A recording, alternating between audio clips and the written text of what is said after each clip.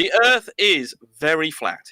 What's going on, everybody? It is Thursday, September 2nd, 2021. This is Brandon, host of Brandon's Show. How is everybody doing tonight? Adam Meekin says, great intro.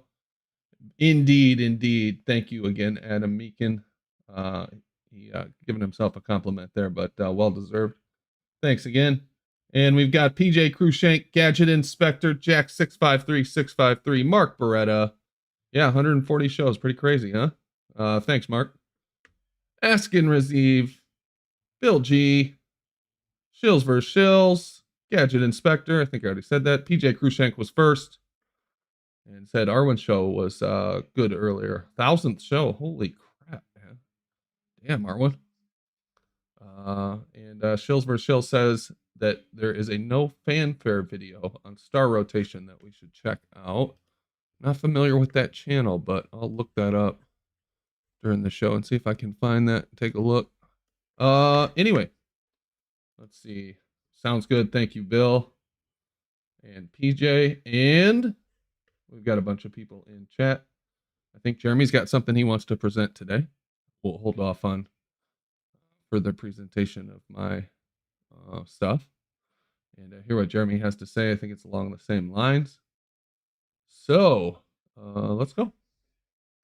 The thought process controls so much. The idea I was offering to her, as usual, was, well, if you were in the wild and you cut yourself, what's the first thing that occurred to you? Pee on your hand, pee on your leg or something, pee on the wound, and sterilize it. So if it works externally, then to such an effect, how the fuck can it not work internally in potential? Now, depending on what we put inside in us, if we put a load of shit inside in us, then what we get out will be shit. If we put the stuff that we should be putting in, then what we will get out, and especially combined with this positive thought process, could be wondrous. Liquid gold in a sense, and it actually is. Oh, yeah, I do know this channel. Yeah, I remember this now. She takes, because maybe I'll get to meet her son, whose name is Jordan, by the way. And funny, I mean, a great story as well. I don't know her from around here, but she said he used to hang around here maybe 4 years ago. I'm going, fucking hell. I'm probably the one who suggested flat Earth to him, because I speak to everyone about flat Earth, especially with children. And he's big into it now. But, you're a regular influencer, man. Well. What's up, everybody? We're live on YouTube. In the top 30. Oh, what up? Oh, sorry about that. We're just talking about liquid gold. Liquid gold oil? No, the other liquid gold. Oh. I'd like to a little bit of a subject change instead of liquid gold. But I had to I wanted to bring up, I was thinking about this. And let's everybody picture like the northern star rotation from about 15 degrees latitude. I'll open the show later, Brian. I was just trying to prove that stars, see stars prospectively, because if it was 69 miles per degree, the stars going up. Hey, I'm next. I got something to say. Let Brandon open the show, Brian. Yeah, there you go. Yeah, go ahead, Brandon. I'm just giving you a shit, Brian. What are you waiting for, Brandon? You're welcome, Brandon. I'm unmuted now, Brandon. All right, I just wanted to go shout out to everyone that was in here, and then we'll go ahead and get started. Please remember to share the mic. Try not to interrupt. And obvious trolling of the, you know what kind. We'll get muted. Whoa, what was that? Somebody's mic's open. JJ, Ali B, Billy Sanchez, Brian Leakey, Karin Kentucky, Drink of Kool-Aid, Enigma, Face One, F.E. Walker, F.E.D., Flat Earth Data, First Incubus, Geo, God Uses Wi-Fi Bluetooth. All right, yeah, I get you. I know what you're thinking there. I'm your Copernicus, J711, Pete Shea, Jeremy, Science Proves Things, Carnivore, Kosho, Matrix Media J, Moon Gazing, Paid NASA Show, Pebble in the Pond, Roger MC, Seek and Find, Adam Meekin, The Rig, and I have already today banned one Nerfer Flurfer sock. 1-0 me.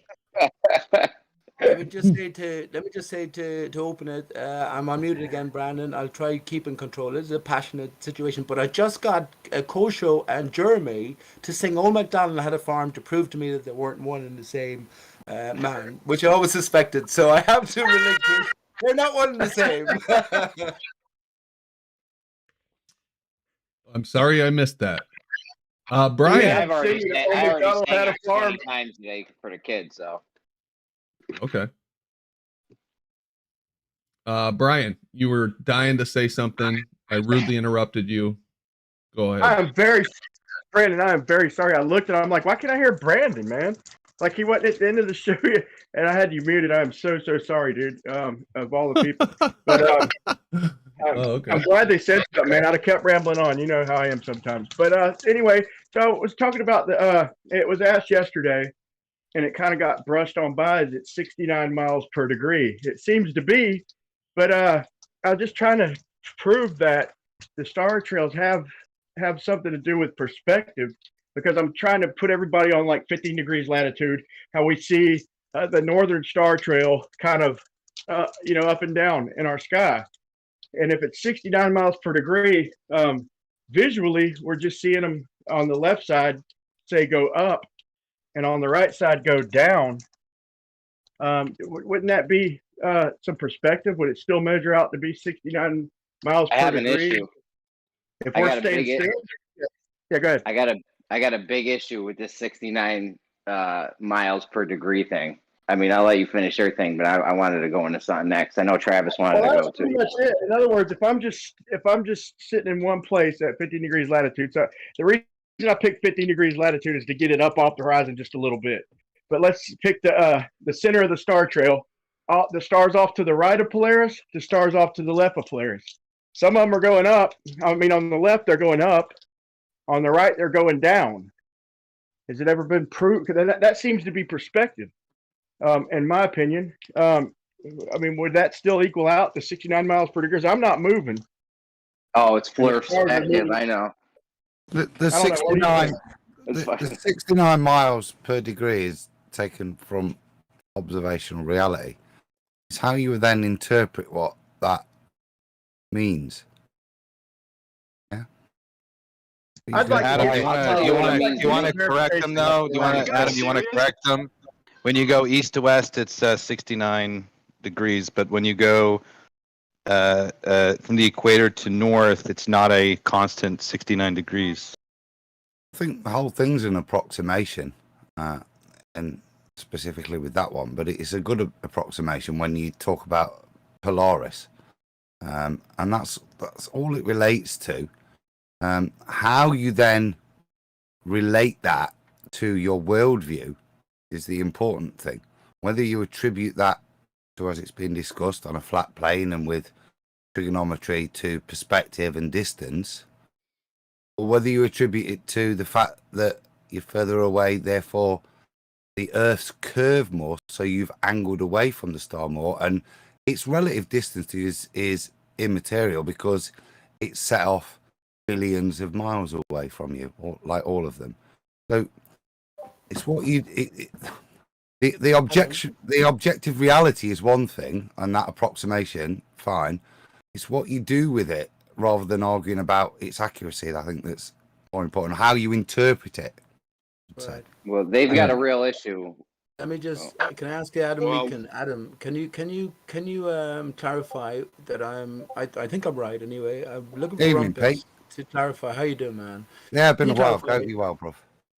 Yeah, listen, good to hear you, man. And I know you have lots of sensible things to say, but can you clarify that I'm right about this? That on a flat and stationary plane, necessarily the stars have to be close, whatever they are. And on a globe rotunda, they have to be far away. It's sort of, these things have to go together, because if you break one, of course, everything is based on our direct experience, or direct observational experiences as well. And we know that when we do move, we do traverse whatever, in whatever direction, we do see apparent deviation from what's standard, I guess, whatever standard is. But do you understand the necessity in that position? I think they're Can't have, in other words, you can't have a globe Earth and near stars, nor can you have a flat Earth and far away stars, because, for instance, over a flat Earth, and if the stars were globe distances, we wouldn't see any angular deviation from moving 1,000 or 2,000 or 5,000 miles away, because the triangle we would draw to that distant star of 423 light years away would be meaningless. The angle would be meaningless. It would be imperceptible. The trigonometry I did worked out perfect, man, for about 3655, 3,655 miles with just a little bit of refraction off in the distance, you know. You guys are on a slippery slope with this presupposing how the sky is working and the distances and all that shit. Can Adam Yeah, I answer wouldn't bet that nothing on it, man. I wouldn't bet nothing on it. I'm just trying to work it out in my head. We'll get all the pictures together, get all the actual real life evidence together, and then map it out. Just guessing what could be, and we don't even know what's there. This is my point. I asked Adam this question because if the Rumpus was here, who's the greatest representative of the Ball Earth or thinking, I wouldn't say if he by logic has to accept this, but then he's tying himself into a knot. But Adam, do you think that what I just said there has to hold? I think they're the two paradigms that are very useful to keep you stuck. There's additional information in terms of triangulating a star on 3D geographic, but it's amazing how the heavens allow us to navigate the plane. Yeah, but what the heavens don't allow us to do is from the plane calculate the heavens. Yeah, it doesn't fit. The only way you can do is bend it out to those amazing distances. But even then, you've got what Pete said. I think the reality is we have to start to consider how we view the stars, wherever they're positioned. They're local to us, and if we try to apply that locality to some kind of cosmic map and planar map, then I think it's a fool's errand. The way that stars play out to me isn't to yield all that information. They're there and interpret in certain ways. To be fair, Adam, I just wanted Pete, your mic. wanted to make sense in my own Your head. mic's open, Pete. To be fair, Adam, I just wanted it to make sense in my own head. It's like I'm seeing them, and I can travel to them and triangulate with them. So I want to figure out how far they are. It doesn't quite work out. Let me finish. It doesn't quite work out over distance. All it took was a little bit of refraction, and it works out perfect. It wasn't. It was just I just was making sense of it in my own head, bro. That's the majesty of it. I don't have an answer, pal. I'm not sitting there saying. What I'm saying is, what I observe is the majesty is it works out via triangulation for you on the plane. Okay, that's reality. That works. You can do it. You take a sextant out. You can navigate. Yeah? Good answer. My point, Adam, is. Hold on, I don't think Adam was done. Let me finish this point, because this is the best ball earth proof they'll ever got, and it's not a ball earth proof. It's just a misunderstanding in what's going off. We don't comprehend. But I can go around the plane and use the stars to navigate. I can take 2 points and match that triangulation. What I can't do is take three big points on there and match it up. Okay, you can now, buddy. You can now. Go look at my refraction model. That's not observed. Brian, your reality. mic's making noise. That doesn't work for us if we try to map the stars, okay, from 3 points on the Earth. That's if we try to do that, it all turns to shit. Yeah? No, not with my refraction model. That's why I made the model to make it work. Before we get into your refraction model, the only point I wanted to make is that we can try and put the stars there and pretend that they're whatever the heliocentric model is or whatever you want it to be. But there's a few things I know, and they're put there for signs for us and seasons. And the signs are for us to navigate this plane, right, that the creator put there. Whichever creator you believe in, it doesn't matter. But they were put there for that, and that's what they work to do. And part of their complexity that they don't match up outside of that is part of their majesty for me. That the creator doesn't allow you, from the gift he's given you from using the stars, to map his heavens. Yeah? Tough luck, mate. That's a bit defeatist. I think Adam, I think I agree with most of what you in the face of God. I think I agree No, with it's most of what you said, God Adam. has given you greater power than that, than simple observation, I should think. Do you hear the host? Adam, I think I agree with okay. most of what you said personally, but except for the part where you said they're put up there for a specific reason. I would say we use them for that. They are useful for that. They do show us those things, but we don't really know why those things are up there. We don't really know what the purpose is of those. They drove me crazy. Let me qualify that then, Brandon. They're put up Hold there. on, Pete. You're already taking over the show, Pete. They're put up there for specific Come on, reasons. mate, Brian, for fuck's sake. That doesn't mean that they're there necessarily, and their whole sole purpose in the majesty of creation is just that. But the way in which they've been ordained in the heavens allows us specific things for signs and seasons. And like I say, I'm not a Bible believer, but there are certain truths in the Bible that you should respect. That your sheer logic should respect. That makes sense. Yeah. So. No, I don't define that one phrase defines their whole purpose. But it does define its purpose for us stuck on the ground. Yeah, I'll agree with that. And I like what you said about, so we have noticed a mathematical relationship between distance and the movement of the stars above us, right? Up and, near and far from the horizon, up and down, their angle. You can interpret that however you want, and it's all up to your variables that you assign that movement to. You can create an equation that will describe those stars moving up towards the horizon and rising up from the horizon with distance or proximity. Can I elaborate on that, Brandon? You have to back up that equation with empirical data. If you're going to use curvature, you have to prove that there's curvature before you use that in your equation. Just because it works on your ball, just because you've mathematically figured out that you can represent this relationship by pretending that the earth that we're standing on is a ball and it works out, doesn't mean we're actually on a ball. Those are two separate things. But it doesn't really work. It doesn't really work out for him though, because let me say something to Brandon. And okay. Listen, Pete. Jeremy was in the middle. Very briefly, because it will tie up everything. Are we not having a conversation, Brandon? Oh. Yeah, but I asked Adam the question. I will connect Adam. All right, let him go. South America are so far away from each other. They just know it to be true in their hearts, guys. They just know. Can I just say this, and I'll go on mute after 30 seconds because it sums up everything. That's the reason I asked Adam the question, because when we can narrow rumpus down, the opposition down to saying that yes, it has to be true that on a ball Earth, the stars have to be far away. Then the next question you ask rumpus is which was proven first, and then you get on to Brandon's point is when the ball was decided to be the case, it was previously decided that the Earth moved based on something moving, looking at reality as is, the sky and the Earth. That's all I had to say. I'd like to say that it just drove me crazy that we could triangulate our positions and all that stuff, but we couldn't narrow down the stars like with 3 locations. So I just come up with an equation. Look, they're throwing equations at us and shit.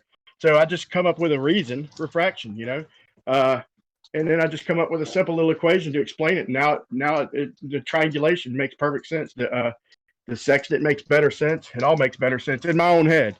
It is for my own reason. But if they ask for, why don't they line up? Yeah, well, they do once you do the adjustments for refraction.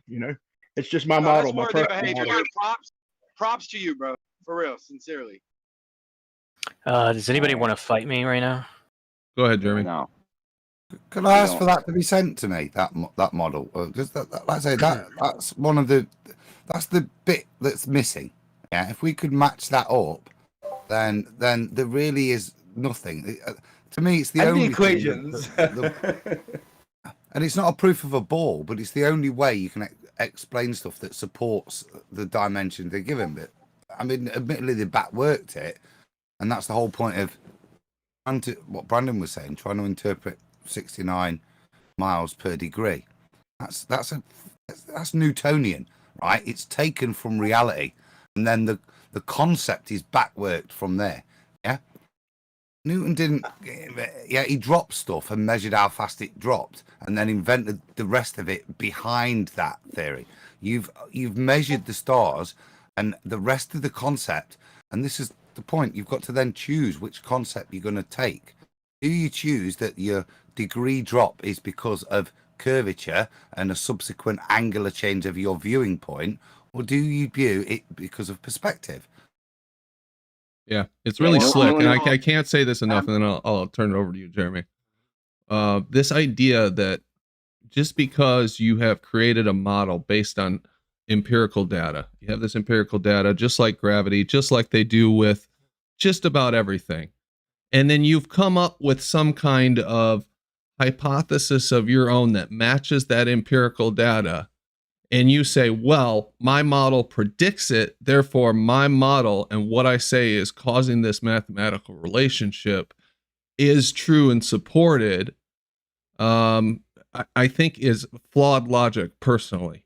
Yeah, maybe I agree. the data itself, agree. the empirical data itself doesn't falsify what you've come up with, but you've come up with something to fit the data. You really haven't built a stable foundation for what you're And claiming. The honest people will admit that, but then they'll say, oh, but since there's no replacement, we're going to keep our heads in a box and go right back to pretending that ice cream sales make shark attacks. I openly admit that it's just an ad hoc model to make the stars line up at one point. You know, because like I said, I do agree with Brandon. I admit it's just using the empirical data, and it's making all the stars map out to one point. Because if you don't add something, it didn't work. It just didn't work in my own head. So yeah, I can't prove that there's refraction working the way it does, but it does work though. If just for them asking, where's your model? Where's this, that? The stars. I get sick of hearing them. So I've just come up with the model to track all the stars back to three different locations. Stars. The magical sky proves itself. Stars form in a circular pattern. Do you know anyone know that or consider that? What's in the sky? They give us the constellations. They give us you draw lines between these disparate stars, and we're told, of course, oh, well, that one might be 400 light years away. How far is that? And they go through the rigmarole, and that one might be 200 light years away. It's like with the Orion's belt, right? Anthony Riley brought attention to this. How come one's and not show parallax when one star is definitively so much further away than the other star? The Rumpus or Kosho here will talk about a nearby hedge as opposed to a distant mountain as we're traveling, and we'll notice the parallax. So that these things are not present, here's a deception. They've got us to draw lines, right? And I guess we're in the world of lines, straight lines. This is the material represented by the one. Straight lines between these constellations in the sky, our biggest clues, as opposed to seeing I'm finished. As opposed to seeing the circles in the sky, connecting the circles ourselves. There's also problems with the redshift, blue shift, but I'm not gonna get into that right now. My wife's gonna be home in a minute. Just real quick. Polaris is dropping one degree per 69 miles as you back away from it if you go south. Right? That's a linear function. Now you've got only for a quarter of the globe, though, right? You ain't gonna go a full 180. Let him finish, man. Okay, well he asked. I'm sorry. It's rhetorical. So the Polaris is dropping due to us moving away from the star 69 miles 1 degree. It's a linear function. However, you've got buildings and everything else is dropping 8 inches per mile squared. That's a squared function. Now, if Earth curve is causing both of these things to happen, they should either both be squared or both be linear. They can't be opposite. Right. In my model, it's just light bending. In my model, it's the light bending and not the ground. Yeah, you've said this. We've been talking about this for the last couple of days, and I haven't had time to really think about what you're saying, Jeremy, and the implications of that. But it is. In other words, Brandon, they have to. Sorry. I don't know, man. Anything of any height above you, as it moves away from you, will move in a linear pattern down towards the vanishing point, right? No, if we're talking about a building or a mountain, it's not. It's going at it's parallax. No, but I mean things we can see, Jeremy. function. things we can see Yeah. move in a linear pattern, but we don't see these, like, you would think that would result in some kind of non-linear pattern. No, it's not. As they It go is away from non-linear you 'cause It's not linear. visually. Hold on, Brian. It's a square. Listen, if you stand at the Empire State Building and start going backwards, the Empire State Building is going to be hidden or start to drop or whatever you want to call it at 8 inches per mile squared. That's a squared function. No, I understand that. What I'm talking about is Yeah. visually. What we're talking about when No, we talk about no, the star no, it isn't. dropping towards the incorrect. horizon, That's incorrect. as we get further away from it, is how it looks visually. That's what I'm talking. I'm not talking about the calculation. I'm talking about how it looks visually. The tilting of it. Things do drop in a linear fashion. Well, I think one thing claim that is I the think one thing ground to point out curves here, away Brandon, at 8 inches per mile squared. Yeah. I think And one- then ballers provide a whole load of apologetics as to why what we see doesn't match the supposed reality of that curvature. We'd never see 8 inches per mile curvature. Right. It doesn't happen. It's just presupposed to be there and then raised flatter with apologetics 7/6R and a multitude of other things. And that's what I'm talking about too. This is another place we don't see it, is when we look at things moving away from us. We see them drop in this linear fashion. Here, let me. When you're talking about back, one of my big things here, Brandon, with this is that we see it drop, but we see it kind of converge down. If this is idea perspective, we never see it converge side to side, though, right? Like we never lose the proportion of like 2 stars distance from each other from Polaris, and that's how I know it's not perspective, because perspective. All right, can you address? Hold on a minute. Ignore him for a minute. Ignore him. He's just trying to sidetrack us. So, if they're going to say something, if RC is going to say something, I'd like for him to address why one of the objects is calculated to be falling on a linear rate and the other one's a squared. Let me just clarify what I'm talking about, Jeremy, before we go on. Just hold off, RC. Hold off. Okay? Before you try to take this down wherever the fuck you want to take it down. What I mean answer Jeremy's question in the linear fashion is they always descend towards the vanishing point in a straight line. No matter how high something is, it descends down towards the vanishing point in a straight line, right? As you move away from it, you're saying? Yeah, as you move away from it. So if we saw Polaris in every position, like let's say Polaris moved instead of us, and we time-lapsed it from our position at the equator towards the North Pole, we would see it move down in this same type of pattern in a straight line towards the vanishing point. Brandon, do you know that Eric Dubé dealt with this point in a certain sense in his, what's that? Is it level 2021? And he said, just briefly what he said. Can I just say this? Briefly, he said that... Pete. Hold on, Pete. Stay on track, man. No, it's definitely on track, and it was only 10-second sentence. But it's not an answer to his question. Jeremy, here's what I think the answer to your question is. When you talk about 8 inches per mile versus a degree or 8, whatever, you got to put it degrees and degrees. It doesn't matter. You're talking about one of them is a squared function, the other one's linear. Well, no, can I address this with you guys? I did it. Jeremy, is it not, Jeremy? Is it not 1 degree per 69 miles in either case? No, it's not, because 8 inches per mile squared doesn't match 1 degree per 69 miles in any way, shape, or form. Even if you go from the equator to the North Pole, it goes from 68.4 to 69.4. As you traverse closer to the North Pole, it actually gets flatter, according to the measurement of the 1 degree per 69 miles. If you go from, according to astronomy, if you go look at astronomical charts, if you were at the equator and you measured 1 degree, it would not be traversing 69.169 miles. You only get the 69.172 miles if you go east and west. When you go north and south, it actually does not equal 69.169 There's a range. degrees. That's totally backwards. It's totally backwards and wrong.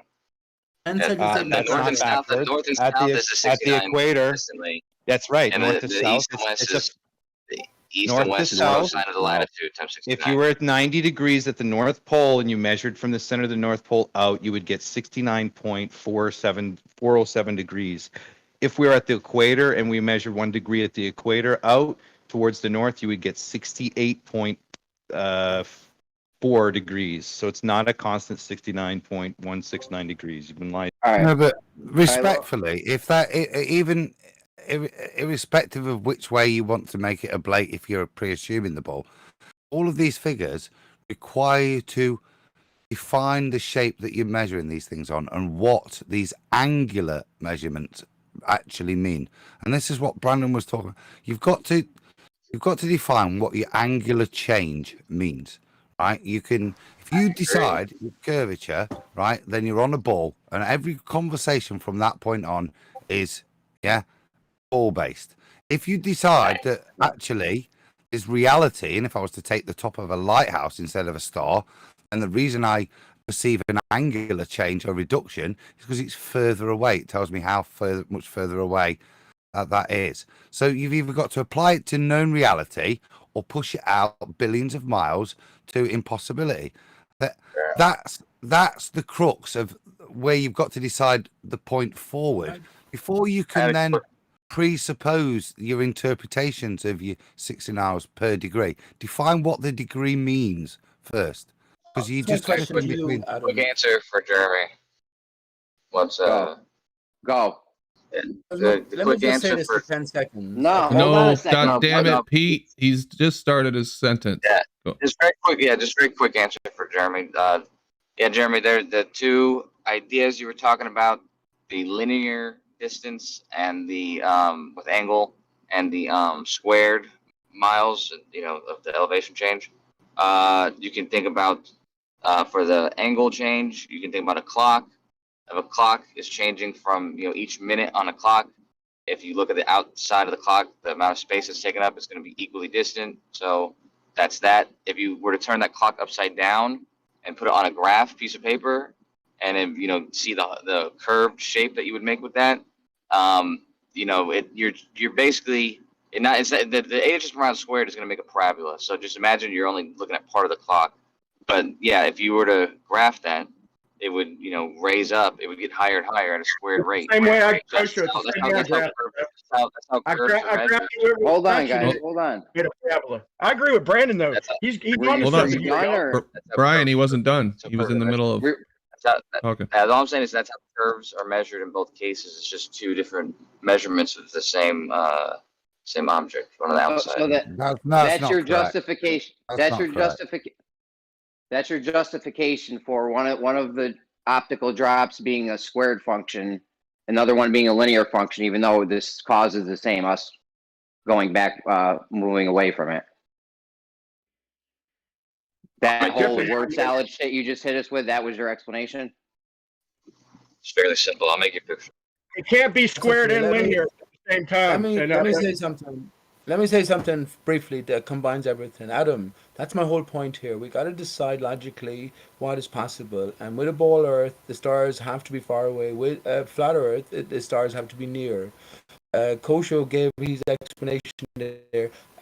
All I was trying to say for 10 seconds, Brandon, that's what Eric Dubé pointed out, that when you look at, you mentioned Polaris, it seems to go in a straight line, but he mentioned that with the sun, it goes in a straight line until it gets towards the horizon point where it seems to contour around. And that was in level 2021. Yeah. I just watched it recently. And I think that's pertinent. And last thing I will ask Kosho, if you put yourself in our position and you have yourself definitively on a flat plane, we know that you have yourself in a bowler position on a rotund Earth, and the sky is essentially viewed as flat, right? But on a flat plane, do you reverse it and view the sky as contoured? Could that contour that you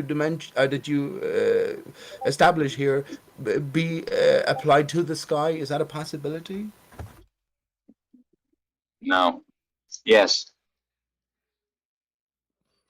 Pete, I agree with you. I don't think anybody disagrees that if it's flat, the stars have to be close, and if it's a globe, they absolutely have to be far. I don't know. Maybe somebody does, but I don't disagree. That, Brandon. I Ask disagree with Rumpus. that. Do Push you? Rumpus on I'd that love to point, hear Brian. your perspective on that, Adam, and how they could possibly I be. would say how and where we measure the apparent position of the stars relative to our local position, yeah, is what we measure. So all of the measurements we take, and we know, like I said, about triangulation, even balloons going up, these things, they don't stay in the same position. They have an apparent position for the viewer, which is why I say there's a majesty to how that allows us to map the plane and navigate the plane. The reality is they don't have a geographic position that we're able to work with. They're relative to us all the time. Yeah, and that has benefits to us on this plane. But If it is a fixed there's nothing, distance there's no reflective point, backdrop, geographic Brian, point up Adam. in the sky.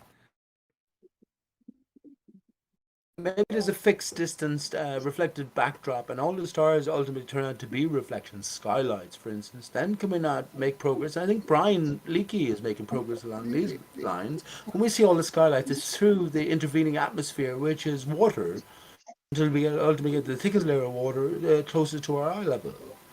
Brian seemed to be discussing the effects of refraction and your, like say, your local sphere of vision, as to how that impacts in terms of this trigonometry. That seemed to make sense in terms of local stuff. But like I say, to take all of this data and to try and pretend, I said this from the start, to think that you can map the stars and position the stars from this. I think what we do know from observed reality in terms of how their positions are apparent means it's a fool's errand again. Until you the controllers don't know the truth. Let me finish. Until you can go and show this dome or this whatever and show how it's actually, this is the point of interaction, then I'd say it's a fool's errand, because you're pissing in the wind, to put it crudely. So you just have this amazement like Nathan Nickley, and Does that make me the fool, or is that just a figure of speech? hang on. He just It has makes this you amazement then, hopeful. like, It makes you hopeful and wanting to discover things like I do. But there's avenues Fair to enough. go down, and you need certain levels of information truth is known, to man. make Come on. an avenue worth exploring, doesn't it? And if you say, actually, the thing that I need to define this parameter is so far away I can't get there, and the only thing that can narrow down my conjecture is defining that, then you should stop wasting your time over there and say, I've exhausted, with all the knowledge that I have, exhausted my possibilities over there. I should expound them somewhere else. No, you want to find out what the controllers Hey, know. Pete, let me respond, Pete, please. We need to take this time to promote Right. Brian's Logic's last video. Brian's Logic just put out a great video. Dude, I've thought about doing it, and I was like trying to figure out a way to show the different sizes at different distances, and I think Brian's Logic did a hell of a job describing perspective. Anybody, and Brandon, if I don't know if you, I know you watched some of his videos, but if you hadn't seen the one he put out yesterday, man, I highly recommend you sit through that. It gets even better at the end. It is a great video. Good job, Brian's Logic, on that. Hey, Jeremy, I just want to let you know, you ask about why does that seem to be a linear function? Linear functions deal with the same like units, and so if I say like, You know what linear functions are, bro. I'm just Go ahead, RC. I'm just trying to respond to something. Jeremy asked a really good question. Why does this seem to be a linear function? Linear functions always deal with the same units. It's non-linear. It's a squared function, bro. Guys, What I'm trying to say is that linear functions always deal with the same units. You're talking about a degree for every length, right? That we're talking about. So like you could say meters or miles for a degree that you see. When you talk about degrees and lengths, that's trigonometry. This is a trigonometric function, not a linear function. So Mike, is 7/6R is the globe refraction model? Is that linear, Mike? No, listen to what he just said. Listen to what he just said. He's pointing out, and this comes back to the point that I'm saying. So can I finish my sentence, Decide whether your degrees means an implication of distance away from you, or whether it means rate of curvature. If you assume rate of curvature, yeah, then what you're doing is actually allowing the ball, which allows the curve, which you then approximate your squared No, function but hold to. up, If I'm if you're going to put it in the sky, there is no curvature. There's just but this no, but hold up, Adam. disappearance rate. We can argue about that in a second. I just want to No, actually, because Jeremy That's actually what's asked a being really good conflated question. right now. No, I Georgia, understand. Georgia is wanna- calling you an idiot, just so you know, RC Meisty. That's fine. I don't. That means Jer- something. Jeremy, the point is, Jeremy, is like you ask why seems to be a linear function. It's not, right? When you deal with angles and distances, that's going to be a trigonometric function, which is always a derivative. Derivatives are always, they're derivations that look linear, okay, but based on a nonlinear function, right? That's what derivation what is. he An says. instantaneous force. That's exactly what he said, Meisty. He's saying it's linear. Either way, man. Hang on. There's an intrinsic problem here. If you go on one, please, let us say this. Yes, it is an If you go intrinsic with- property. If you go with the bowlers, derivation you have is to an go with a intrinsic flat property sky. of a curve. Hey, a derivation is an intrinsic property of a curve. It's an instantaneous slope at a point. Yeah, exactly. When you think of linear, think of slope. Okay. When you think of curve, think of squared or bending, light bending, the ground. The point is, if things, hold up. were dropping, hold on, guys. The point is, if things were dropping at 69 miles, or sorry, 1 degree per 69 miles, we'd see buildings and ships and everything else disappearing that much at 69 miles. Depends on what you're looking over. If it's grass or if it's water, it's a different effect. Now you get it. That's why I asked him yesterday. I asked what you call it yesterday or the day before is an airplane. How far? And then I asked him how much the ISS drops. He actually answered. Kosho actually answered the question that 69 mile airplane drops 1 degree. He actually answered it. Yeah, I did not say that. Jeremy, hold up. Jeremy, I just want to point you to the idea of if you look up what a derivation is in calculus, you'll see why this isn't just a linear thing. Okay, let me ask you again then, Kosho. No, hold on, Brian. Kosho, an airplane. Got nothing to do with calculus. Let me ask Kosho again because he says he didn't answer what I thought I heard. Kosho, so an airplane 30,000 feet in the air. Makes no sense. It dropped 1 degree in my vision. How many miles did it travel? Yeah, there's not an easy way of knowing that questions, unless you know how high it is. We're just being It's not so easy to answer. It's not the same It's as a consistent- by people trying to make out they know what they're talking about. far did it They're go for talking that 1 absolute degree? waffle. Hold on. Let me tell you. They're Jeremy never talking got a absolute chance. Waffle to you guys. Shocking. What's up, There's Adam? all a stud here just chatting mathematical shit, putting stuff out that isn't coherent in the slightest. Adam, Oh, yeah. Yeah, I mean, if we're not right you about guys, it, you guys are so Hey, hold up, desperate hold to up. throw another question at Just them because- that it lets Adam, them get because away you with don't know what the a shit derivation that's is. just Hey, come out their mouth. hold up, And stop. instead of holding to a task, yeah, it Adam, validates. Why don't you do it now, Adam? Because there's been people Adam, I talking, so just you said- hold him to task now. There's the difference between a- yeah, Right my to. wife just got home, Adam. There's Take so many this over. bits You of- got this. There's so many Adam. bits of shit. Let them throw the first one. Adam, It's frustrating. nobody- So go ahead. Adam, just because you Stop don't know saying what my a name. derivation Stop it. Just because you don't know what a derivation is doesn't mean I'm smart. RC, okay, there's the first one. shut the Lovely, fuck up. Lovely. There's the first one. Can I have 1 minute of your time? So Yeah, you but said let's that tell in calculus, RC that he needs to derivation understand Jeremy's First point. of all, The point is it's a consistent if I can pattern, have the dude, minute to address the which is a first line, point. motherfucker. No, Go Hold ahead, on, Adam. I don't Hold on. blame you wanting to shout me down. I don't blame you in the slightest. I'm not shouting you down, dude. Never mind. I didn't. I So don't Adam, blame you. So there was the first point. In calculus, a derivation is. Right, you made yes. that. Well, do you know what a First- derivation is? There you Why? go. You Why? can't Let him me finish speak. his sentence. I'm about RC. Here, to slap your ass, son. Of course go I know ahead. what a derivation He's is. muted. You can The speak first point freely now. Thank you. The first point of derivation isn't exclusive to calculus, yeah, at all. The second point is when you're looking at 8 inches per mile squared, you don't need calculus. So the whole statement you made was nonsensical and just absolute filibustering waffle to try and make you sound intelligent. But the point you made was nonsensical. Yeah, I second that. it's just boring to listen to. You guys, we're having a good, even with Pete, we're having a good chat, yeah. And you guys are coming in and you're disrailing the conversation. You're not adding to it, and actually, you're demonstrating that you don't know anything about the conversation you're even having. And that's all I want to say. I don't want to argue with you.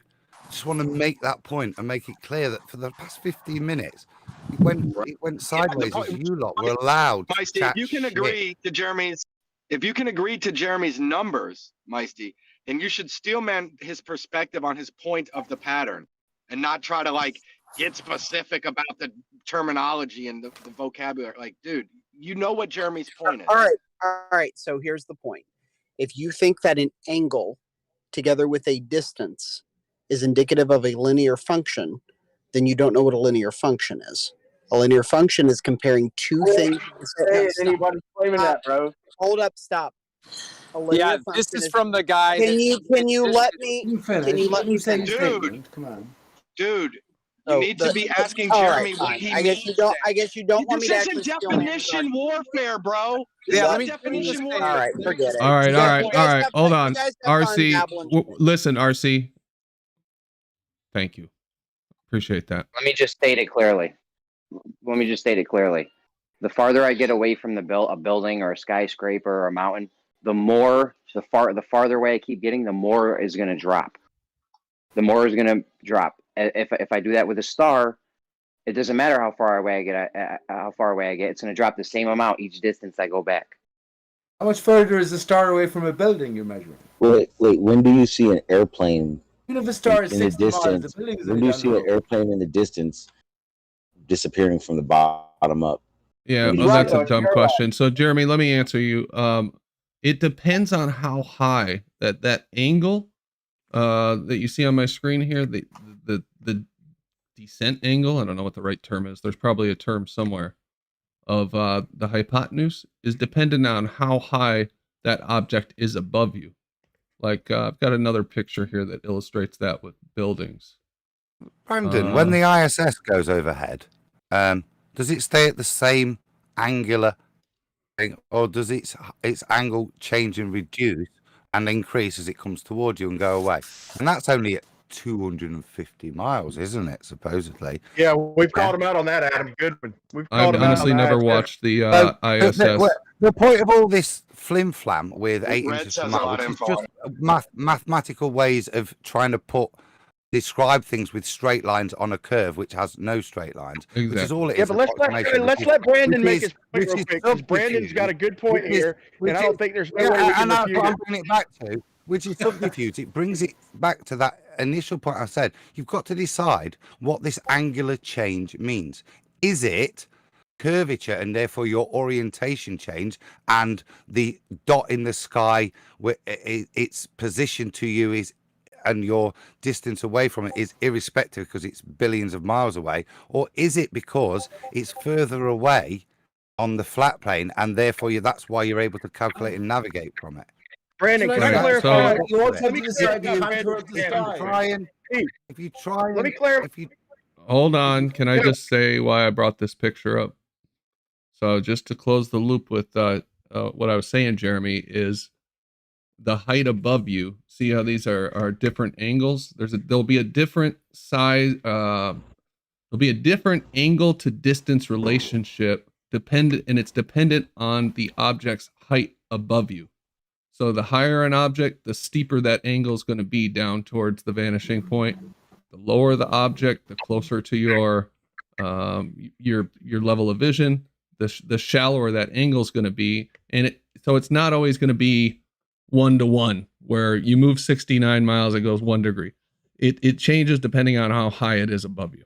That's all. That's my only point. Let me clarify his point, too. Let me clarify Brandon's statement. If I'm correct, I think he's saying basically that the stars, according to trigonometry or whatever, there's got to be a litigating factor, or else they're all at the same height.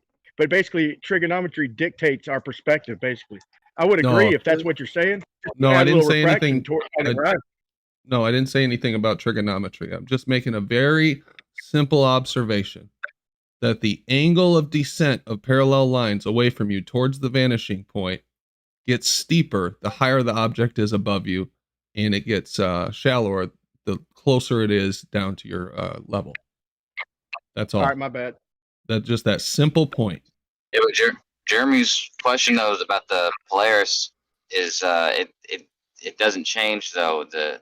It changes at a consistent rate, whether it's high or low.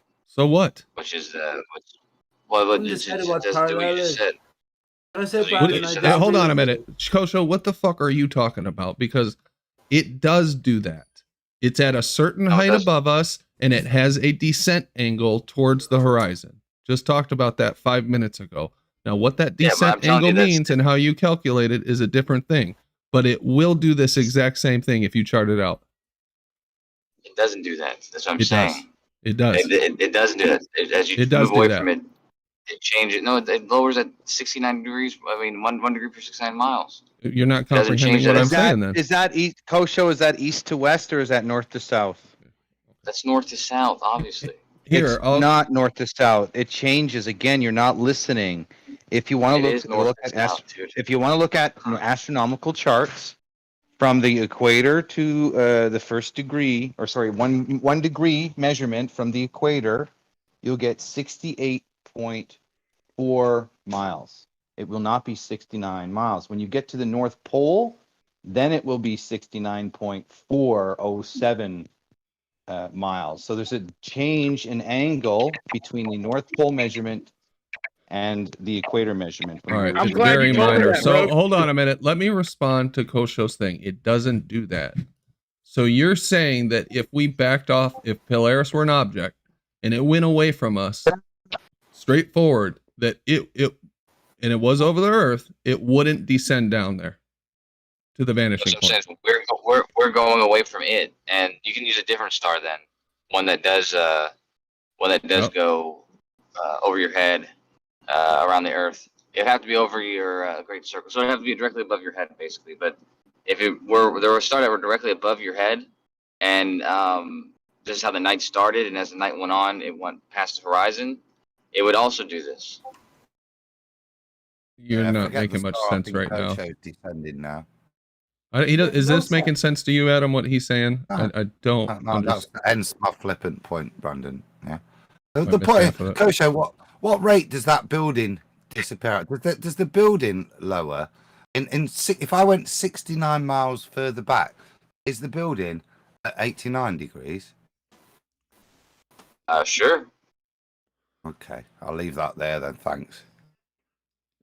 You understand that when you walk away No, from it's a not. building or a fixed target, that your panorama increases. What do you mean so you your- leave it there? Hold on, Pete. Yo, it was so no, we're not. ridiculous. Hold Yeah, on. we're not Come on, leaving it to there. make it out more than 5 words. That was our model. And it Let was me- non. And it was You non. said the same thing with an airplane. I never said that with an airplane. Yeah, Again, I never said that with an you did. I listened to it yesterday. You said it. I'm pretty sure you did. I didn't say that. I didn't say that with an airplane. 'Cause I know better than to say that with an airplane. Hang on, let me Airplanes catch are- Kosho out. So in a all you're sense. doing is measuring this. If you see this picture on my screen, this is just conceptual, okay?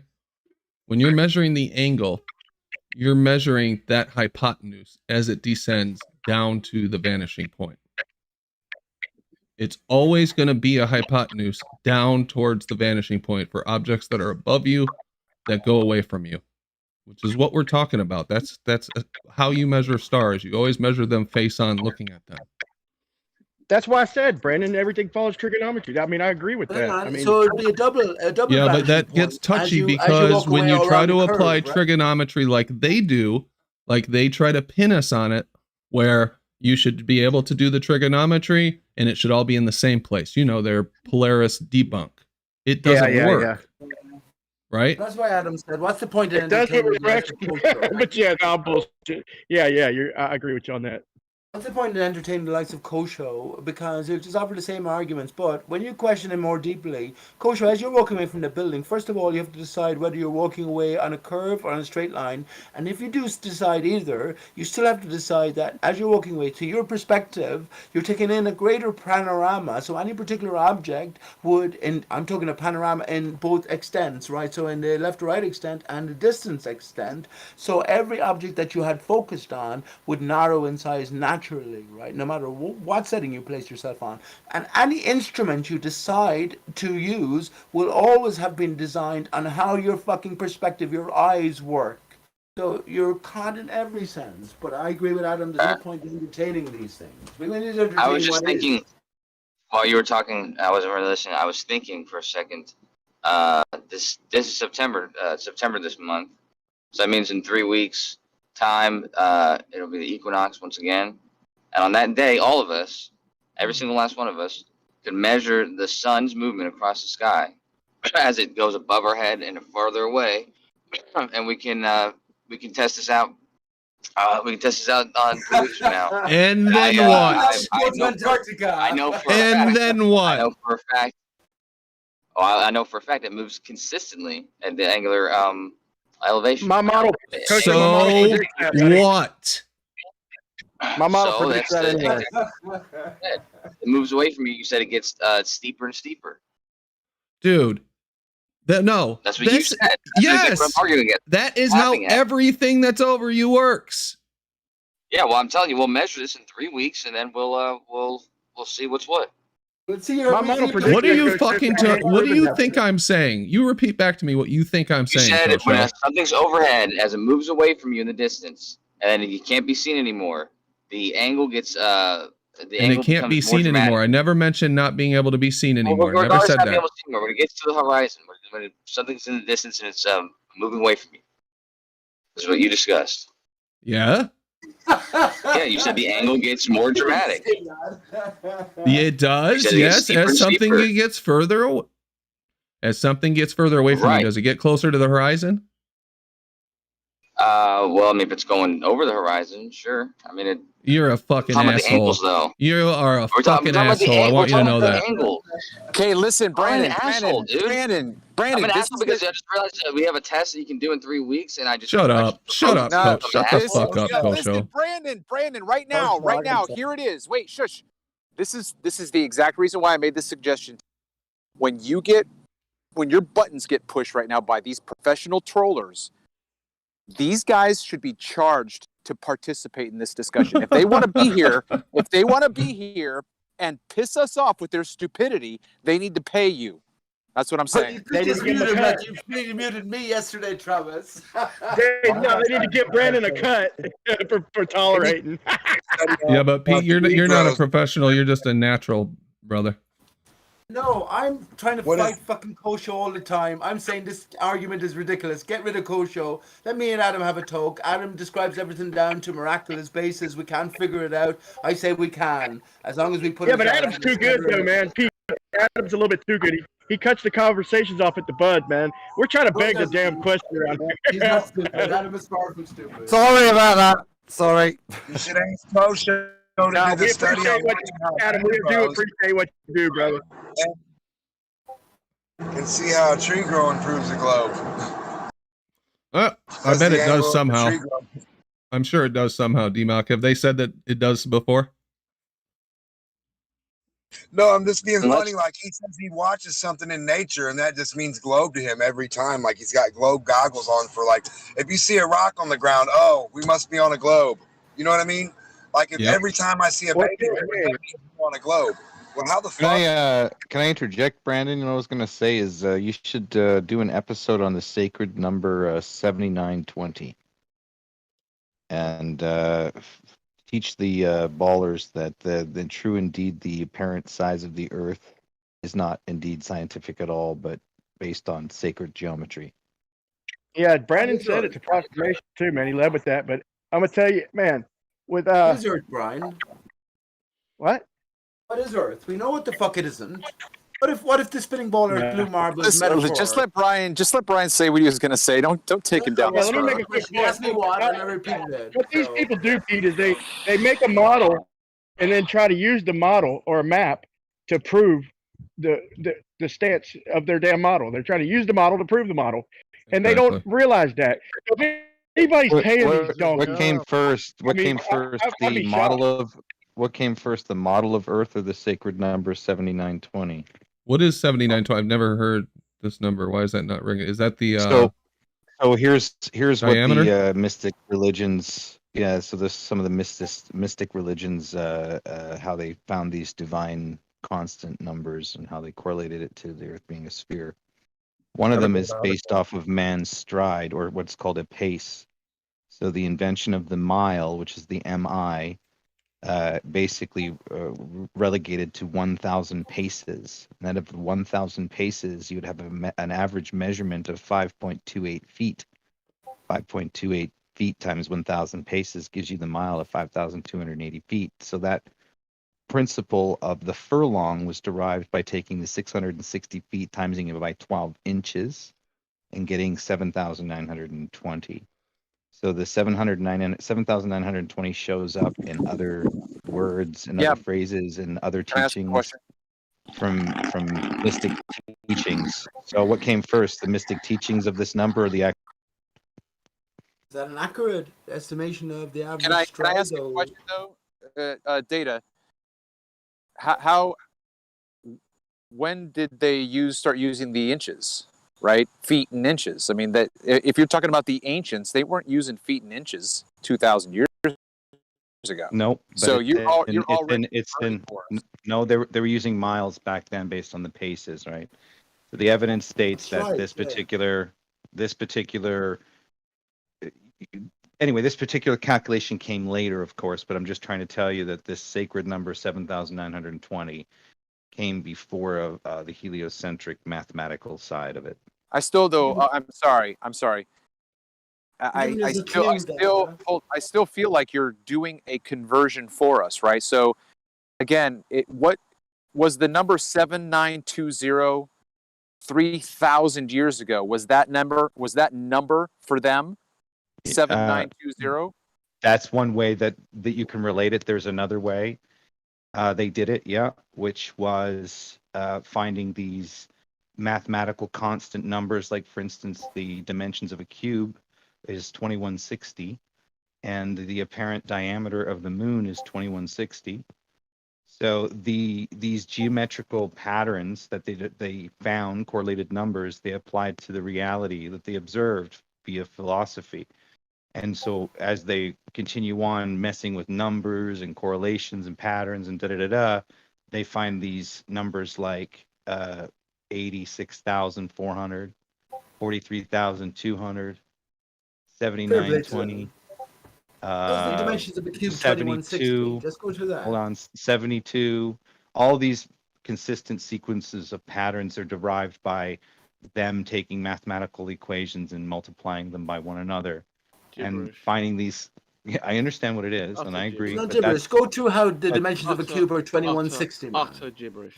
And you Rumpus, claim hang on 1 second. Go through how 2160 is the dimension anglicise of the a moon cube. as an angle.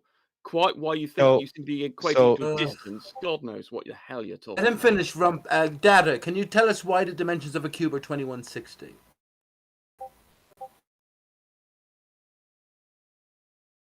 Roughly, I mean, we can all relate to a cube, a side 1 by 1 by 1, right, Rumpus? How do I can't 2160?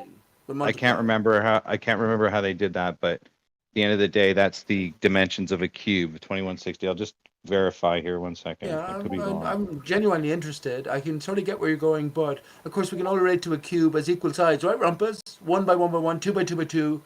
What cube number gives us 2160? I guess there might be a number. Maybe it's 60, so is it's it? 1/1000th of a liter. Very interesting. That is very interesting, actually. Can be anything. What are you talking about? That's very interesting. So there's truth So in anyway, everything. the list is longer. I'd have to go back and reread it again. And Leader would probably be based on the maximum lung capacity, like a hand was used to measure horse length. Like an elbow to a wrist has another measurement, right? Well, there's a ratio of the 1 inch of the thumb to the feet. Right. So yeah, so they were using that thousands of years ago. Right. The pace thousands is of years derived. ago might never existed, but the divine ratio exists within us all. That's right. So the divine ratio was the inch, the size of your thumb, and the pace of your walk. Right. It's a That's 1 to not gonna 12 ratio. change. It's a 1 to 12 ratio, I believe, and hence the inches. But the point is that they applied these equations through philosophy before even modern science even had a go at calculating based on spectroscopy and dark energy and dark matter, right? I say that those ages didn't exist. Ancient Greece and Rome didn't exist, though. I couldn't tell you. I wasn't there. But you're quoting all of the ancients and their specific knowledge. I'm saying that all of this knowledge applies to knowledge. us and the application to our own being. No, it's the It's application to our own being. That's the point. Well, regardless Yeah, of it's just knowledge, if there were actual people, someone had to write those fucking books to act like there was people either way. So someone knows that shit, right? Right, but that's the point, Brandon. That the relationship between your thumb and your whatever, your elbow. This is a fixed relationship. The stride is based on the man's stance, right, or the man's extent, etc. So if we are greater spirits, if everything is written according to us, Rumpus is going to deny this completely. Everything is random, accidental. No, everything is divine. So these divine numbers reside within, well, us. What do you reckon, Rumpus? Are we divine? No. I would like to know how much it's worth to Rumpus to participate in this discussion. Let him go, man. Let him go. Is Rumpus an atheist? I thought you said you weren't. To be honest, I'm with Travis on that one. Let him go, but let him fucking be held to questions. I'll give a $5 super chat to not let him on. Hey, Rumpus, are you atheist? Oh, he's muted. Okay. Yes, I've been muted for the last 5 minutes. For some reason, I'm not allowed to speak. Apparently, you are, and I'm not. There we go. Fantastic. Oops. So hey, listen, guys. Hold on, Rumpus. Hold on. So hold on, Rumpus. Hold on, Rumpus. No, I didn't. Shut the fuck up. No, I did not. I'll give you one guess. Listen, he should Hold be paying on. you right now. So here's the thing. Here's the thing. I know that these trolls are annoying, and I've been trying to stem some of the more obvious just fucking buffoonery. But I really do believe we have to resist the temptation to hide ourselves away in a flat earth only type I'm not environment. saying you hide. They should pay you. Yeah, Well, I would be all for that, but You should philosophically, I don't think I can reconcile it. for the high quality information that I provide to you. One of the other things I also suggested was we had a twofer during the week. Tuesdays and Thursdays, absolutely no regular trolls. No one could be here. Let's get some new guys in here who actually care about this discussion. I would love to have some people who want to have an engaged discussion with us, but believe the Earth is a globe and actually consider the ideas we're saying instead of just spitting back the same old fucking platitudes and shit. My care penis is the biggest. Well, hey, I want to ask Rumpus this question. Rumpus, can you confirm this or not? If I was to measure 1 degree from the equator to the north, it would require me to travel only 68.4 miles to get that traverse that 1 degree. And then if I was on the north, because the sphere is an oblate sphere, it's not quite spherical. So yes, there is a very small variation. So you are. So hold on, let me finish. So at the North Pole, if I wanted to measure a degree, it would be 69.4 degrees, right? So there is a difference, right? But there will be a slight difference. I suspect that it's about 69. I looked at the tables. I looked at the astronomical tables, and I mean, even though you get nearly everything you say wrong, I'm prepared to believe you can actually. No, but that's what Neil deGrasse Tyson says, Rumpus. That's what Neil deGrasse Tyson says, that overall the Earth. Okay, well, as I said, I agree with that. The Earth is an oblate sphere. It's not quite spherical. We know it's an oblate sphere. So we have to it's slightly wider at the equator than it is at the North Pole, the radius, and therefore you're going to get a slight effect where it's not quite. Would you say it's a bit chubbier? A bit chubbier? Does that sound good for you? It's 16 miles odd wider at the equator. So would it mean that we'd be at a higher elevation, or let's say altitude, when we measure these angles? No, because elevation is defined as being the considering the WGS84 model, we consider elevation to be an equipotential surface. So even though you are further away at the equator on the surface of the Earth than you are at the North Pole, you're actually at the same elevation. Because in other words, Kango 24, $5. Hello. I tried to do the echo, Kango. Yep, great echo in here. It's more of a globe echo chamber sometimes than anything. Come look at my chat and you tell me it's an echo chamber. Because if anything, it's a globe troll echo chamber for most of the time, except for Showtime or when there's a lot of flat earthers in. So, you can accuse us of being an echo chamber all you want. It's just not true. It's flat out fucking stupid. affected, as I say, by the fact that the Earth's spinning and the centrifugal force slightly changes it, but fundamentally it's to the center of the Earth. That's down. So that's not north. That's not north, is it? No, it's not north. I told you. How many times have I said again? Down is towards the center of the Earth. That's not north. That's not south. That's towards the center of the Earth. Which direction? It's not east or west either, right? Come on, man. How Give stupid Rumpus are you, that Pete? go. Yeah, Rumpus, are you why do atheist? you think you're being funny? You're just being stupid. We're all laughing at you. Rumpus, are you atheist? Hilarious, because east or west are not down either. No one said they. Who said they were? What direction is down towards the center of the Earth? Oh my God! When you're up, Imagine a basketball. Okay, perhaps Pete. No, Pete, let's What's up, Rumpus? Pete, try and imagine a basketball. Pete, imagine a basketball, and I asked you to say, "I'm going to call down from the surface Begging of the the basketball." question again there. Let me finish. Rumpus. This is hurting me. Begging the question again. If I was on a down basketball. is towards the center of the Earth. Why would you have a problem? Do you not understand, therefore, where down is? Why are you asking such a stupid question? You'd have to develop an encompassing coordinate system which incorporates your positioning on the basketball. So which direction is the center of the Earth? Can you not describe which direction it is? You can point to direction it. of plumb bob. Plumb bob points that way. You're a moron, yeah. Proof flat Earth. Oh God. Rumpus, are you atheist, dude? Yes. So if I say to you that using your logic, I just don't believe the globe, would you accept that? You can't give a direction. Well, towards yes, but the center of difference is, Pete, stop interrupting. The difference is we have about, I don't know, 50 different ways of showing the shape of the Earth. We have absolutely no evidence for the existence of God. You have 0 ways. You have a 50 bunch odd of ways. nonsense pseudoscience parlor trick bullshit. We have observations, evidence, science. Just even the observation of Polaris, that gives you that. The Certainly don't curvature of have the any Earth we can measure. science. I've yet to Sorry? see any of that. You also have a bunch of you- phenomena you're which you denying have the fact no that you're fucking denying that clue Polaris changes angle by about. 69 degrees. Rumpus. 1 degree Here, every I'll 69 prove miles it to you an hour. right Do now, you have to Rumpus. map the whole map with Are the you Polaris denying that? thing, or can Hold you on. just Hey, get from Rumpus, let's part of talk it? about There's this. only one shape that does I'll that. pick the topic for you and you tell me the scientific evidence, okay? Okay. Here it is. The lockstep atmosphere rotating at the same speed as the Earth up to, let's say 60 miles. Failed Navier-Stokes equations.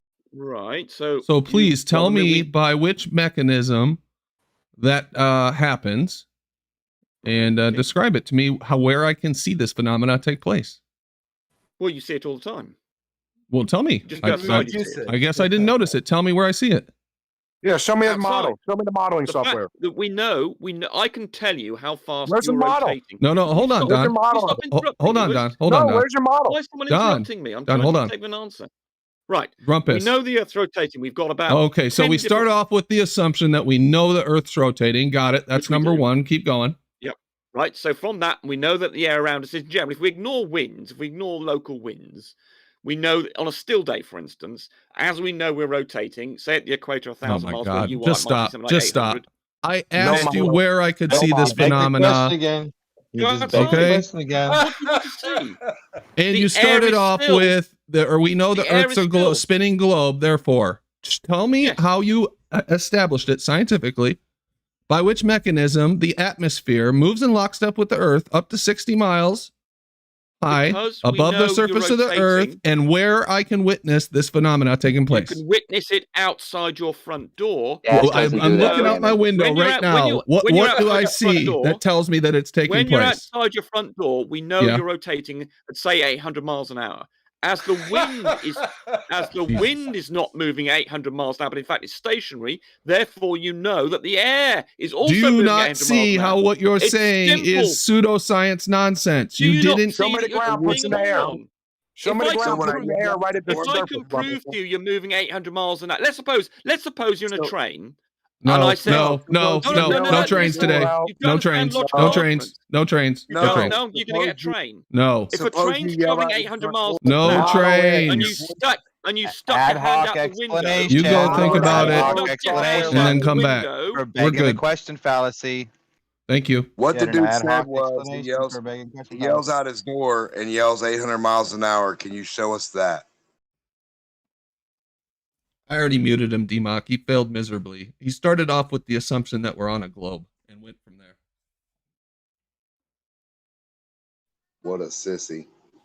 If you go in your backyard and it's a still day We know we're on a globe, therefore the atmosphere must be moving with the Earth. In all You call that fairness, science? In all fairness, it must be very puzzling to be subjected to the idea that when you look at Jupiter, you see Jupiter's moons floating around, and when you look at every object in the sky, and it seems to be circular. But then when you look at your present reality, there's nothing that would represent that outer existence. So you probably Smart people don't care about that. Smart people you probably get a little. Well, you get a little bit, get a little annoyed here and be like, oh, there's something to it. There's something I'm not seeing here. I'm missing something. It's too still around here. You make a good point. Meanwhile, you all the calculations all derive from the movement of the sun first. Huh. I just brought that up for Rumpus because on another server, I had a quite positive 1v1 versus an atheist, and we came to this sort of acceptance. I said, if I say that I do not believe the heliocentric model and the globe is real, can you accept that? And at the end, they're like, yeah, it sounds good to me. And I'm like, and I accept that you don't believe in God. So there we have this unconditional acceptance, and from there it turned into we started talking about government misconduct and stuff. So I was just kind of curious if Rumpus was going to be able to go there, but he just wasn't. No, I think we've asked him before about, what conspiracies have happened in the past of the government. He's a wholehearted believer. Trust me on that one. Does he really think that God? Does he Go really ahead, think that God doesn't exist? Does he actually? Like I find it kind of moving forward. I guess you're going to have a stronghold towards your position. But I think if you look at all the biology and all the stuff that's happening in the modern age, they have this issue with the Y chromosome because it has never changed, like it's never evolved. They've always had this one consistent Y chromosome. The only thing that has changed, let's say, are the assets of it, if you will. And they claim that the Y chromosome will actually live on for another 1,000,000 years, but just it'll keep losing its genetic code, or the amount of its genetic code, so to speak. And you have this kind of entropy effect to the Y chromosome. But the whole point is that they have this one Y chromosome that has never changed. So if that's the case, then how could they say evolution? Look, something fucking created this place. I don't know what, but to sit here and convince yourself for 500 years and to convince everybody else that this is all an accident that started from an explosion that's still expanding and everything just kind of fucking came together and it just weird coincidences and all this shit just seems so far-fetched. I can't even wrap my mind around it. They got us to where we're living in the middle of a never-ending explosion. It sounds, when you put it like that, it sounds like we're living on the back of a turtle or the eyelash of a giant. Yeah. I was watching. You guys see that cartoon by the Hortons of the Who or something? Who are the Hortons? Oh yeah. Dr. Seuss. Dr. Seuss. Yeah. Yeah, Dr. Seuss. Yeah, it's funny because you can almost look at, if you pull yourself outside of the world you're in, to imagine you're in deep space looking at the creation as if you're the creator and all. Even that, I sometimes realize, even if you can go to the depths of all your imaginations to conjure up whatever thought, that maximum thought, it's still, I think maybe fear might set in, or complete insignificance might set in, right? And so that those two overwhelming things can make you probably want to demand an answer and demand conclusions, right? So can't blame them for looking at Jupiter and the moons and thinking that the Earth's a ball with the moon running around it, right? So yeah, I got a feeling I keep running across people, just random people on the internet, that say we wouldn't want to know what's really going on. Like, they never explain out why they think that. And these are just random people, but I get this vibe. And I've had this thought before that maybe we really don't want to know what's going on. And it's possible that people would freak the fuck out if they knew what this place really was. But Brandon, we're the type of people who can handle it. We're the ones pressing. Most people don't press, so yeah, they might not be able to handle what's going on. We're the type of people pressing for it, so we're ready for anything, you know. So we're the type to. We're just not the type to shut up once we find out. So maybe that's what. Yeah. Well, I'm just thinking They that think the maybe we're in a reality position is where so we are horrible. so utterly and tragically fucking doomed in the end. Like, there's just fucking no hope. We're trapped in here. We're not getting out. We're headed for something horrible that reoccurs over and over again, or they've got just some fucked up reason we're here.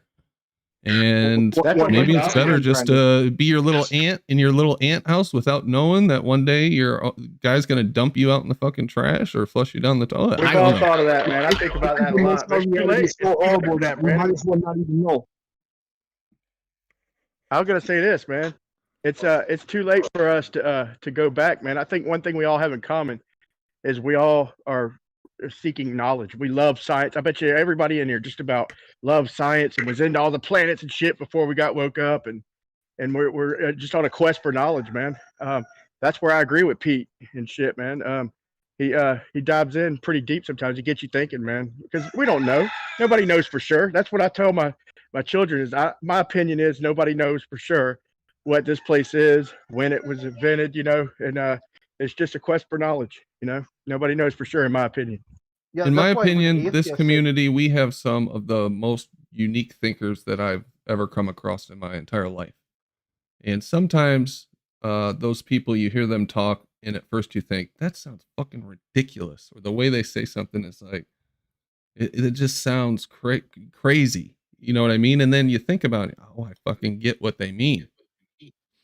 And I think that's what's unique about quote unquote flat earth community and people who are willing to question the very foundation of what we're supposed to know as human beings.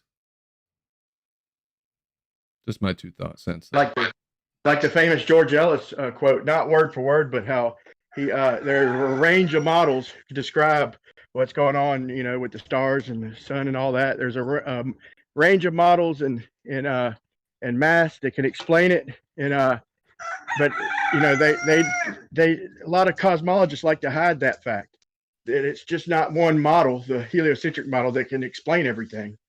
Like, I know I talk about my refraction model a lot, but it was just, I got tired of them talking about the stars not lining up in one point. So I just did the fucking math the way they do 7/6R. I just did some simple math to make them match up in one point. So you have the angles to make it work. It's simple shit. It's all ad hoc. You know, it all starts with the empirical observation, you know, and you just make it match the observation with their mass. That's all they do. They say 7/6R and the black swan. If that ain't enough, they just add extreme refraction. And if that ain't enough, they just add extreme refraction. You know? What's wrong with your rooster? It's not the morning time, man. It's the globe parrot. That's not a rooster. That's a globe parrot letting you know.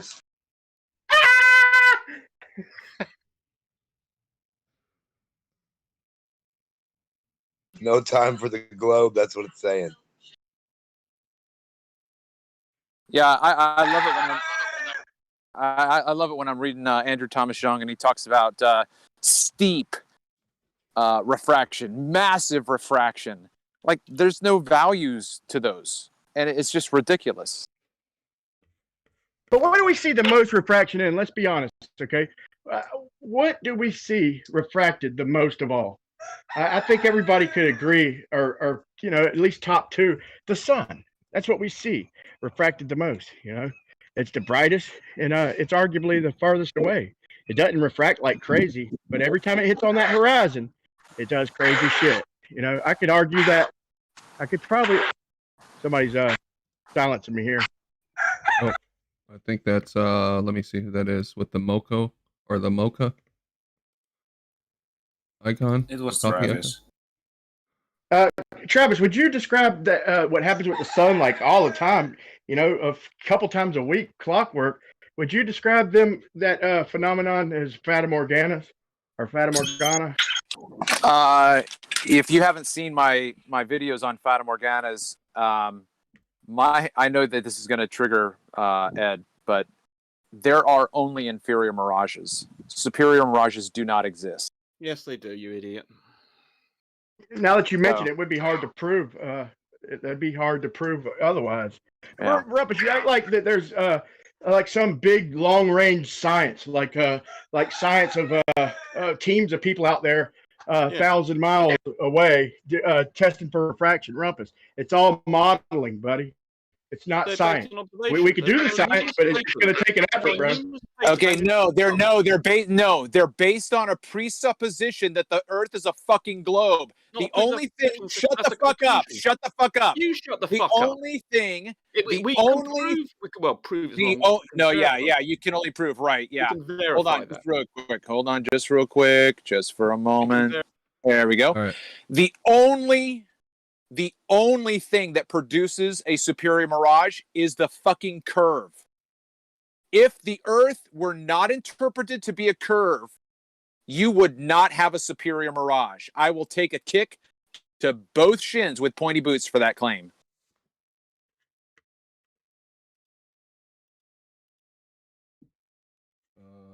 Guess he didn't want to argue. He went on deafen. Okay. Well then.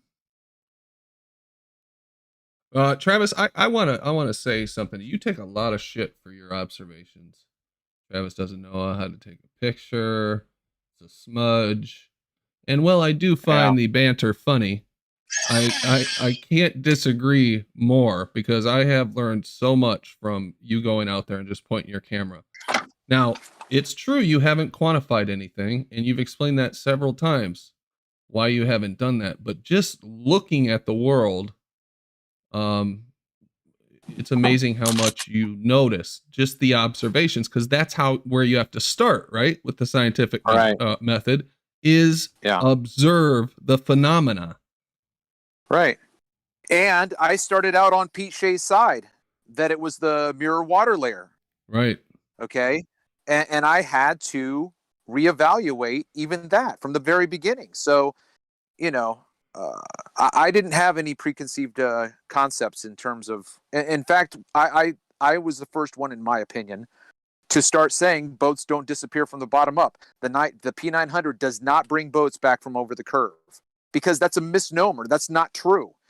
The P900 only extends your vision. If you can't see the boat on the horizon and then the P900 sees it, it's because it's not because it's beyond the curve and you pull it back over. The boat's there. That's why you can see it. So from the very beginning, I debunked that for myself, that the P900 bullshit was a parlor trick, false claim. It's kind of like Bev, who says, I'm not a flat earther. The Earth's not flat. I'm telling you, the P900 doesn't bring the boat back from over the curve. And then the second one was to then go back into looking at what the inferior mirage was. I mean, honestly, I don't give a shit if you want to think the Earth is a ball, go ahead. I still think that the claims that I'm making about these mirages is substantial. You have no evidence. Sorry? You know what, Travis? The problem is, Travis, is that you can relate the evidence that refraction covers the bottoms of objects with a simple story. And it's that story that PhD doctor that you had a video suggested, which is two observers describing people walking away from them and appearing to go into a lake. Because they didn't know how to describe refraction back then, right? So they described it as a large body of water, right? And it appears if they were about to drown as they moved away, right? Now they're on a desert. Now any rational being is probably going to, listen to that story and be like, okay, well, I understand it's just refraction. It's on a desert, and while they're admitting it's a refraction, it's on a desert, they're still forgetting the fact that the bottom of these people walking away are hidden. I gotta respond to Travis. Hold on, Brian. Data's not done. As they traverse farther away, they become more and more hidden bottom up as they disappear off into the horizon. So, it's just that simple to have a straightforward conversation, understand that refraction can block the bottom of things in the distance. At this point, after debating this far and this long, and with evidence that Travis presented, among with others, it's clear that that is the case. And And for the longest time, I got shit for saying that the Inferior Mirage blocked the bottoms of these objects. Yeah, but that's for people who haven't seen, man. I've been out there looking like a million times. I can't even count. But look, I can see what disappears with my eyes. I can pull out my camera and see it. So what they're saying basically is that if it disappeared to the eyes, they would say it's going over the curve. Okay, I'm not talking about big ships or whatever. You know, you can make an argument with that, but boats disappear with my eye, and I could zoom in with my P1000 and absolutely bring them bitches back into fucking vision, dude. If you're claiming that that ain't the case, then I gotta have a word with you, bro. No, that's not what he's saying. He's just saying that the boat is already there, and all the camera is doing is increasing that focal point, or sorry, the focal length of your eye. And when you're doing that, you can open up the angles that are converged due to your limited optics. This camera will open up those I'm good with that. open up those. Yeah, and so that's all he's saying is that. Yeah, I'm good with that. But their tactic is saying every time a boat goes out of sight, it's fucking going over Earth curve, and that is our counter against that. It absolutely is not. But I do see here a lot shit, blocked. I see obstruction here a lot in Florida, especially in the summertime when especially when it's wavy. All objects in the foreground at a maximum angle to the observer will block the bottom of objects and moving past that point. It's demonstrated over and over optically. It's repeatable, but you have to have the supposition demonstrated at a point of convergence where the angle cuts off, so objects past that point will appear to move downward into it. Yeah, Travis is absolutely right on that statement. You know, the fact it's there. It's not gone over Earth curve. But they claim it has. When shit disappears out on the horizon, they claim it's went over Earth curve. But yeah, it's there. I agree with him 100%. He claims that we zoom in and we see it because it's there. I 100% agree with that. Now that you point that out. Well, a camera, what's it designed to do? It's designed to take in straight angles of light, right? So if it's in the distance there, then it's in the distance there. It's not being lifted up, loomed up. I mean, at the end of the day, the natural point of perspective in any circular optical device, that even a pinhole camera, being that it's circular aperture, will produce a cone of vision, right? So there will be a convergence of that light or banding of that light and a vanishing point or limitation to. Is there any way you can observe the world without that data? I'm not aware of a method to observe the world without perspective. And I'm sure robotics, they struggle with linear perspective and 3D spatial distances. They do. I mean, at least that's what I think. That's their issue. But I mean, they got robots that can do it now. So obviously they can understand it. But Data. I honestly think in the end, this is going to come down to 3, 4, 5 base assumptions that they have as the foundation they've built this ball in that we can trace everything back to. And once we unravel those, I think it's going to be pretty obvious what's happened. We're almost there. Maybe some people are actually there. Well, but here's the thing that I could be wrong, but when I look in history, and I'm just going to old books and looking at old lectures and people that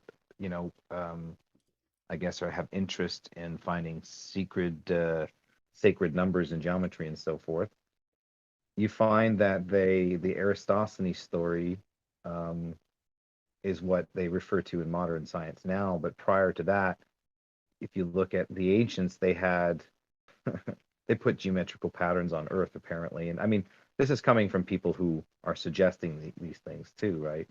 Meaning the nature of Earth, its size, the star locations, the way the pyramids were built, and so forth. They already knew the dimensions of the Earth. That's basically what this one particular scholar instigates through his lectures, right?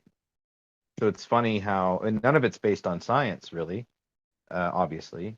And it's just, it's interesting to see that unfold, is that if the person who is the utmost science believer as part of their brain.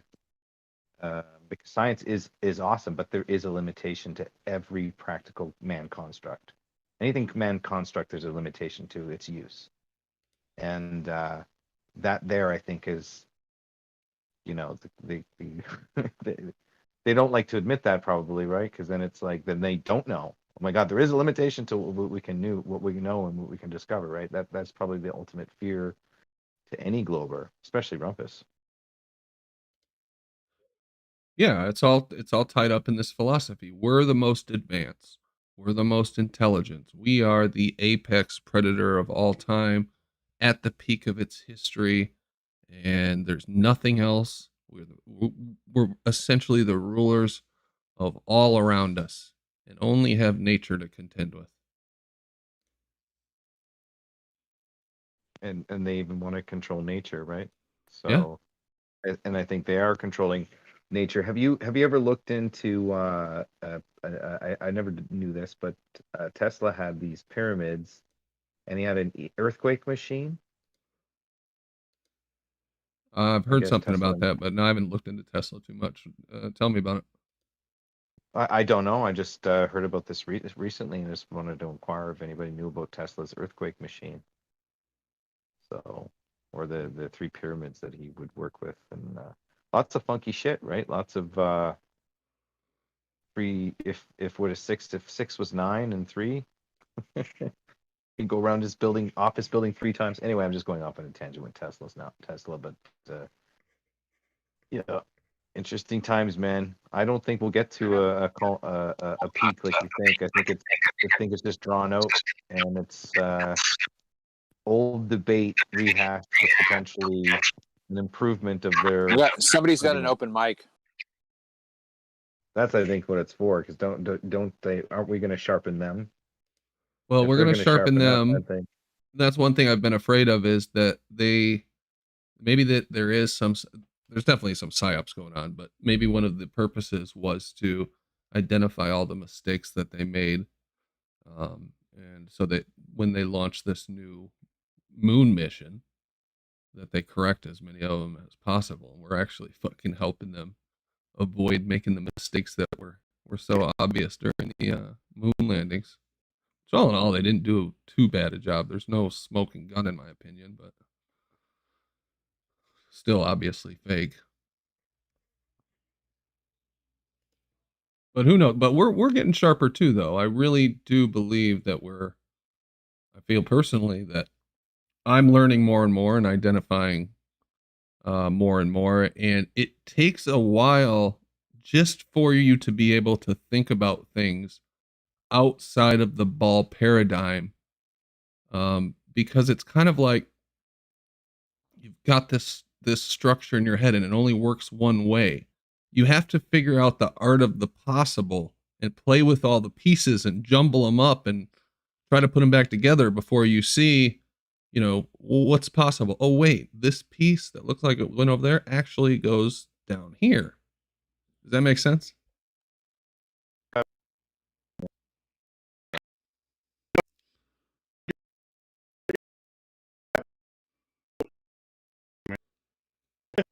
Well, no, shoot, I must have lost my thing. Can you guys hear me now? Brian, your mic is giving really bad feedback.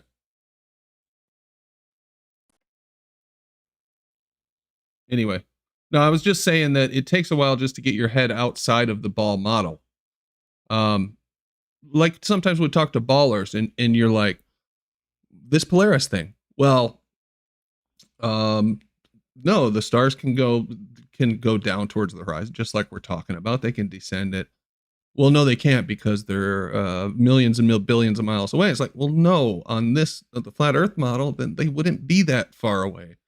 It's like, oh, it's possible they're close. But there's so many things like that where you've been taught the world's this way for so long, it's hard to even get your head outside of that to think of it in a different way from a different angle.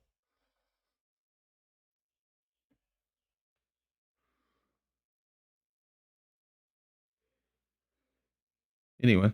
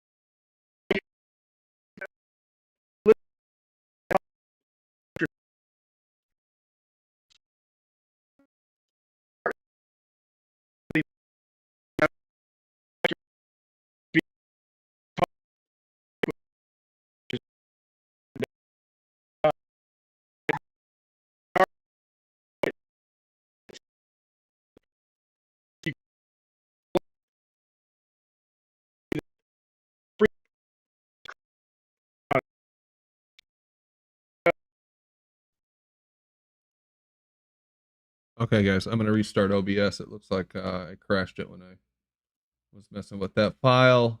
Should be just a brief interruption if you guys can even hear me. Especially in this, in this whole community, there's a lot of good thinkers. And so I'm just throwing my ideas out there because we feed off each other's ideas. Definitely. There should be a force field for bullets, water, all kinds of stuff, sound fields, force fields, electromagnetic fields. Yeah, we shouldn't be able to have, you should be able to have nothing in the way of something. You should be able to have like an aquarium held by sound or force or a static, and the water contained in such, and you can see right through it and all the fish are there. You know what I mean? That'd be pretty cool, right? Yeah. The what you call it? What were the principles before Newtonian? The Archimedes. The Archimedes principles and whatnot with the buoyancy. That's not a force. There was not. Well, it's not just density. It's not just the material. Control the frequency. That is the medium around you. You're going to be able to navigate in if you can control that.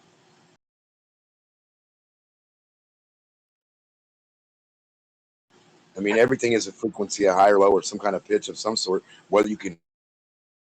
Oh yeah, it's we're having some issues here. Hold on, I'm gonna try to restart Discord. I don't know if this will work or not. I'm gonna try to close out some. Oh man, come on. Oh, it's messed up. Okay. All right. Can you guys hear me now? It says poor quality. Shit. Hopefully this will fix it. Nope, we know that it holds it dismissed. at a certain. Okay, should be back now. Give me the thumbs up if it is. I see excellent connection. Hopefully that's does the trick. Sorry about the interruption. A higher concentration of helium and hydrogen. Helium molecule. And how do you know it went that back down? Because of gravity and didn't bounce off something. And it might be because of temperature. Helium and everything reacts from temperature, right? You don't understand how that works or not. Like I understand. Rises. Weren't you the hold on, Demok? Weren't you the fucking guy that said that we get helium from boiling water? No, my question was, Yes, how sir. do you know? Yes, sir. How do you Yes, know I that am. it didn't bounce off something, and gravity's what brought it down? And how would you even know if a gas molecule even came back? He wouldn't. You have no evidence of the slightest as a dome. You'd You have just to color suggest it that there and is a put dome is it in. anti-scientific. You made a claim that gravity's pulling the gas molecules back down. How do you know the gas molecule, not that you've ever tracked one or anything, went up and then fell back down due to gravity? I don't know. I didn't track a single molecule. See where it went. We know that because of the density that we see of the molecules being squished down here.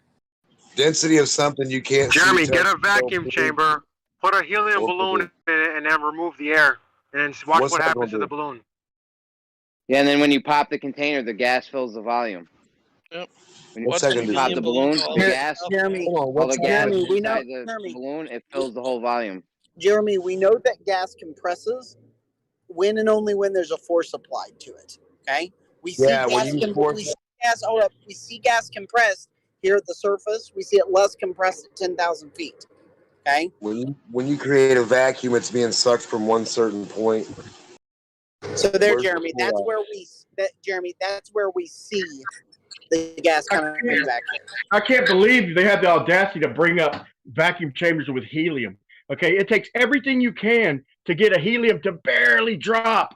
And it takes a real tough balloon. So you can argue that you're having to compress the helium in that tough balloon to even get it to barely drop. Hold on. In their model, hold on, dude. Hold on. In their model, a lead ball is supposed to drop at the same speed as that helium balloon, just barely dropping in the vacuum chamber. For them to bring that up is fucking, they need to put their big boy thinking caps on because they're not using common sense. What? Right, Brian, right. Says the guy who can't make a fucking triangle.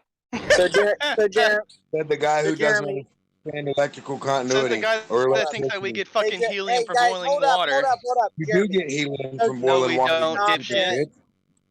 Hey, stop, Jeremy. Do you know of a way to compress gas without using a force? Hold Sorry, on, do Demar. you have any evidence that the gas is going up and coming back down due to gravity or bouncing off of something else? Yes, Jeremy, it's compression. That does not prove it's bouncing off of a container wall or another gas molecule or coming back down because of gravity. Because we have no evidence of this supposed wall. You could have compression inside of a Rise and drop and rise and drop and rise. So, Jeremy, that's what. But the compression of the air here at the surface is how No, we you know guys don't that it is understand falling back down. false. That's false. So you're denying that gas is compressed here at the No, you're surface more denying than at I'm 2,000 not feet? denying that. I'm telling you that in no way proves. I'm telling you that in no way proves that the gas fell back down because of gravity and didn't bounce off of something. Okay, Jeremy. Then how do If you? it was bouncing off of the Hold up, fucking hold up, ceiling, hold up, it'd be hold up. equal pressure at the Change top. the fucking potential Jeremy, how- around the hey, motherfucker. stop. Change the Stop. resistance and Jeremy, you change the how do you? temperature of the Oh my fucking gosh. question. Jeremy, So shut the hell up. how do you? Oh my gosh. You just talk Jeremy, through Demar. how? He doesn't say Jeremy, anything how smart do anyways. you Sound check. Sound check. Okay, I think we're good now. force? Hey, well, before you answer that, let's just have Jeremy and RC Micey go back and forth. There's been a lot of over talking recently. Let's hear this. Go for it. I'm answering you. You don't need to ask it again. The gas won't compress unless you have container walls. I didn't ask you that. I said, How do you get compressed gas without container walls? Jeremy, I didn't ask you to ask me another question. I said, can you answer the question? Do you have a way to compress gas without a force? Yes, container walls. That's the only thing that will compress gas. Without the container walls, you won't have any gas. Without the container walls, you won't have any gas to speak of. Take that, bitch. Cold air. They don't consider that a force. Cold air in containment. I've been wanting to say this for a few days. Jeremy, what we do see here is that if you're asking, does it fall back down? And I said, yeah. The way we can tell that is that it's more compressed here at the surface than it is farther up. What's the difference between? Of course, because we have a dynamic. Of course, because we have a dynamic system here, and this just isn't a container with just gas in it. There's a lot of things happening. So Jeremy, then why does it compress here at the surface more than up at the top? Well, where is most of the gas made? The gas is compressed here because it's produced here? How does it get up there? How's the gas get up there? Yeah, once you find. So you my are- bad. so Go ahead, you are Brian. You got this admitting- one. Hold on, you guys. are Just admitting Jeremy you and are RC for now. Let them go back and forth. Jeremy, It's go hard ahead. enough Respond. just to deal with RC. So Jeremy, Yeah, so you are admitting no, there's not more gas down here than up there. maybe I'm willing to admit it for this conversation. Sure. So there you go, Jeremy. You just admitted there's more gas down here than up there. So Okay. there's your evidence of more gas falling down here than up there than going up there. No, it's evidence that we have a very dynamic system, that there's a lot of factors to take into account, as in the ground levels where most of the gas, all of the gases are used and produced. Okay, Jeremy. Also hot air rises and cold air falls. That there's a temperature gradient. why We go is it up, hot- so it why gets is it hotter? colder, the gas is going to fall back down, right? Thank you for saying that it falls back down, and there's your evidence. No one said Yeah. gravity. You literally asked, do we have any evidence that gas falls back down? And then you just literally said the gas falls gravity. back down. In a Due very to correct gravity. way. Due to gravity. Oh my gosh, Jeremy. Like I said, they wouldn't even be gas pressure or compressed gas or however fucking weird way you want to phrase it, unless you have container walls. That's incorrect. We have no evidence of container Not walls. incorrect. You have no evidence of being able to have compressed gas or without a container. Proving a negative, Jeremy. That's bullshit. You know that's bullshit. I'm proving a negative. I'm saying it is. gas I pressure don't- without a container doesn't exist. I'm the one You're making asking the me- negative you're asking claim. a- You're the one making a positive claim that gas pressure without a container does exist. No, And Jeremy. you're trying to I'm do a saying- burden No, of proof Jeremy. reversal fallacy Jeremy, or what? you're asking me to prove something that doesn't exist. Okay? What doesn't And exist? so I have no Tell me what evidence doesn't of a exist. container. Stop. I have no evidence of a container Therefore, I'm not going to claim container. If you want to claim container, then show me evidence of a container. But don't then ask me to causes prove gas that there's pressure? not. Hey, stop. What's the cause of gas if we pressure? can make a Wait, microcosm can of I air actually get done to Wait. I have not interrupted this. Then the whole ask time. me. Stop it. Then I Go want ahead, you guys. to Go ahead. then You why ain't would gonna I get nowhere with prove? ours. Hey, why would I prove the non-existence of something? That doesn't make any sense whatsoever. Yeah, hold on, just real quick, Jeremy. Hold on, just real quick, Jeremy. Just Holy between you and me, right? Hold on, just between you and me, right? So, it's not that you're, you can't prove a negative. Jeremy, can you demonstrate gas pressure? Can you, Jeremy? Can you show me gas pressure without a container? No, it doesn't exist. That's why that's my claim. Okay, The burden of proof. wait, hold on, RC. Hold on, RC. I'm not done, RC. So, Jeremy, You are done. You're a dumbass. as I'm cross-examining you. So what you're saying then, Jeremy, in a positive claim, you can show me gas pressure in a container. Absolutely, of course. That's the only way you can have it. It doesn't exist other way. Okay, no, I'm not done. I'm not done. I don't care. Here's the You butted in. Here's the punchline. It's an antecedent. Listen. Here's the punchline. So, by inference, what we can do on the micro, what we can do in the lab on the micro scale in our own proximate area, what we can demonstrate then simply goes to the macro. If I can't, We have no black swan. Hold on. If I can only produce gas pressure in a container, and outside of me there's gas pressure, then there must be a container. Cool. So you're cool with using inference to draw conclusions? Is that right?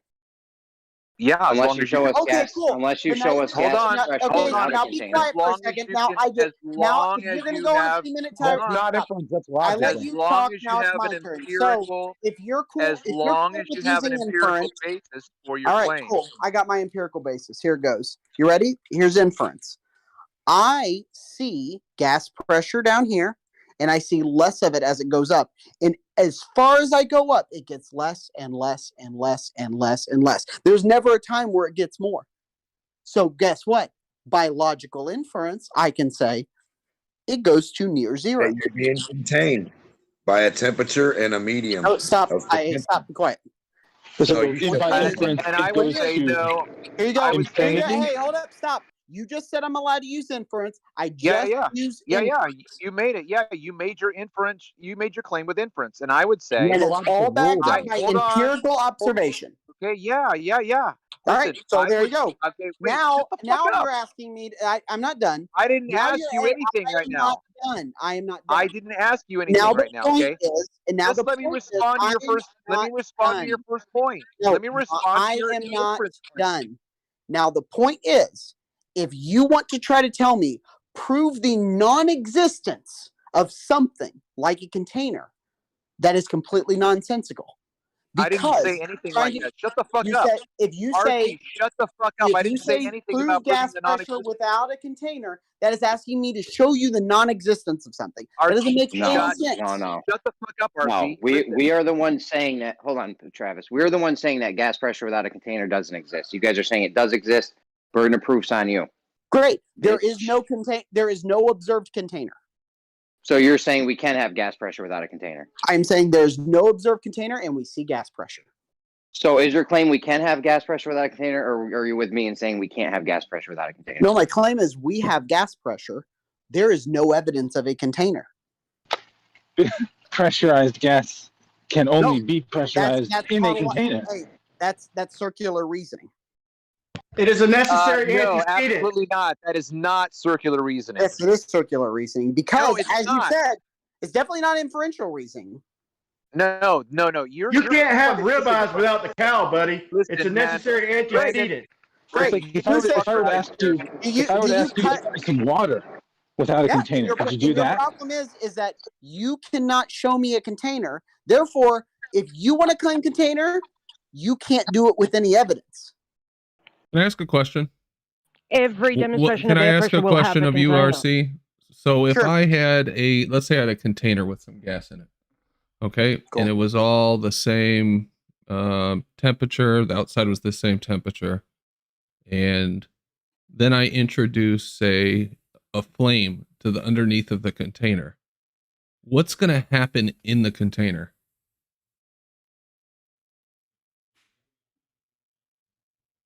The gas Understand the is going to question? expand. Yeah, the gas will expand. Starting from where? Wherever the source is. Yeah. So we have more variables to consider than just, oh, there's pressure here. Okay. So pressure is only caused by gravity. So it could be that temperature, pressure right? is caused by gas. Pressure is caused by gas. The pressure is caused by, fine. Pressure is caused by gas. It's caused by temperature, right?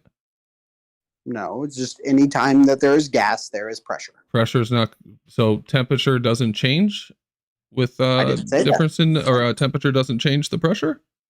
It depends. Actually, so if we have if in my box, what I heard you say is, hold up. Let me actually respond here.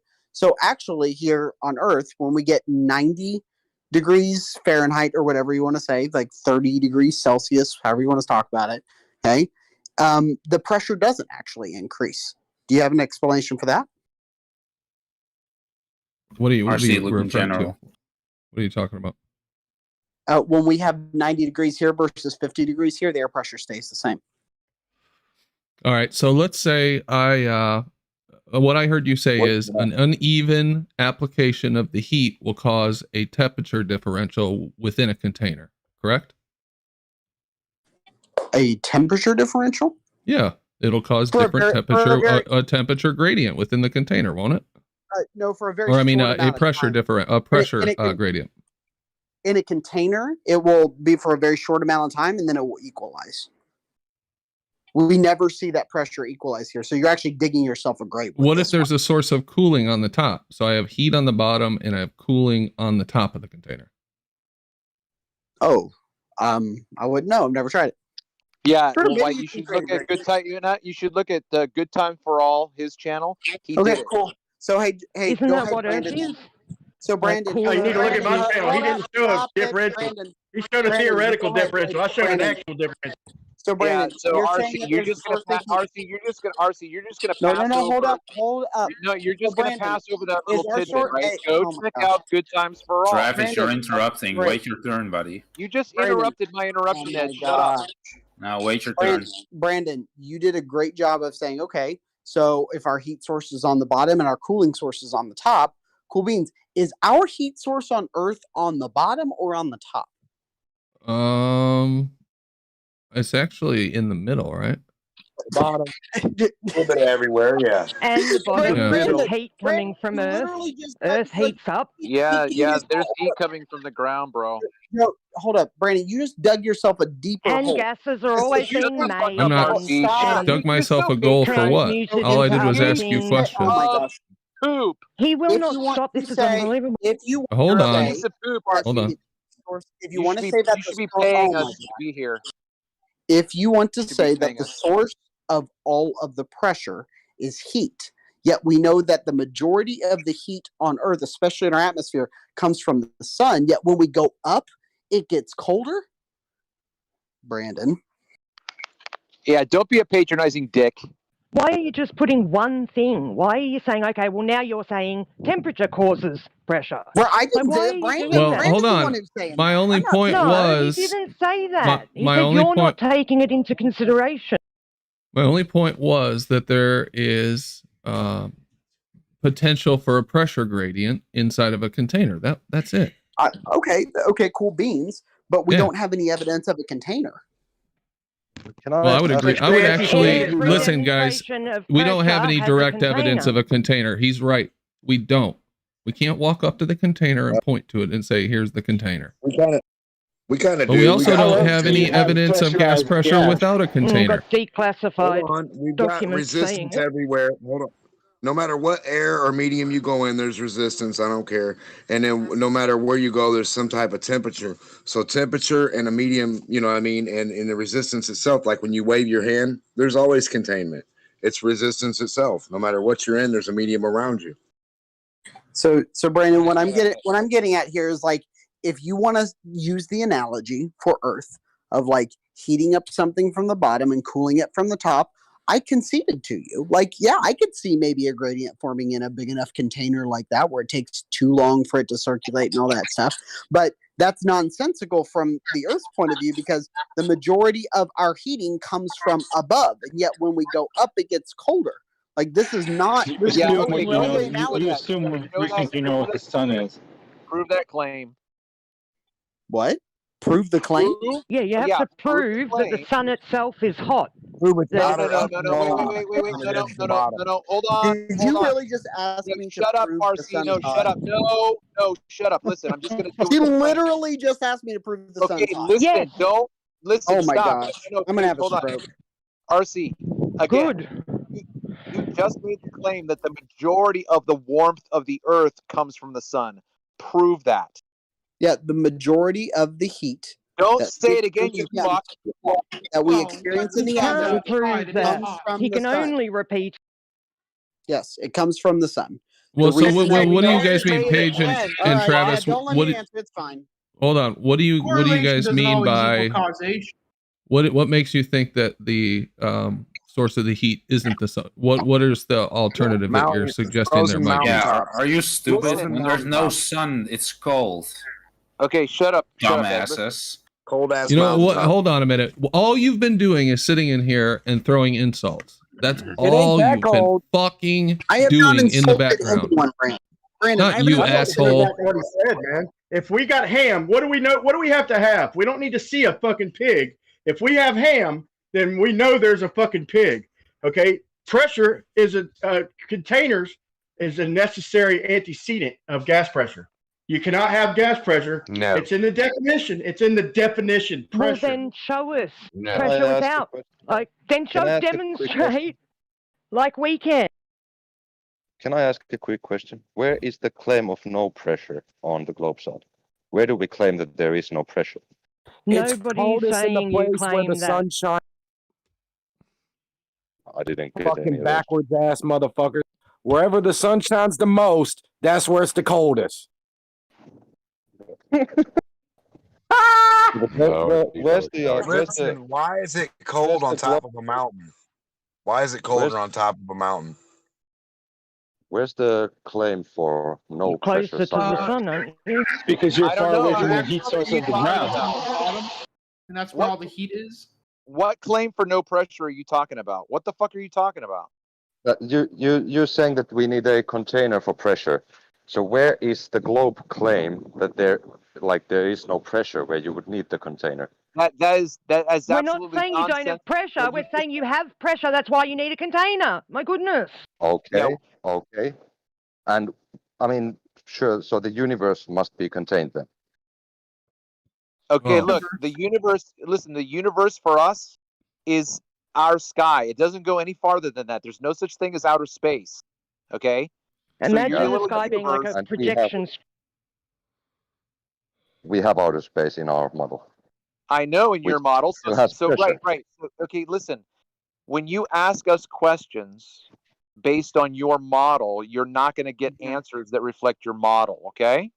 So, Travis, you never answered the point from earlier. Is if we have a pressure gradient that leads to pretty much near zero, we already see a pressure gradient, so we don't see gas moving from high pressure to low pressure for some reason, even in your fucking model.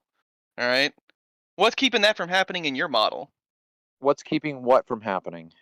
Gas going from high pressure to low pressure? It's all temperature. Look at the gas laws, bud. It's all follows the gas laws. Wait. Your model does not follow churning gas up the laws. whole thing. Brian, I can't even hear you, man. Your mic is all shit. Okay, look, I'm trying to understand your question. There is gas pressure from high to low. What are you talking about? Okay, there's high pressure down here, and Yeah. when I go hiking up in Philmont, the average pressure is about 10 to 11 pounds per square inch. Okay. Why is there lower pressure up there and more down here? In your model.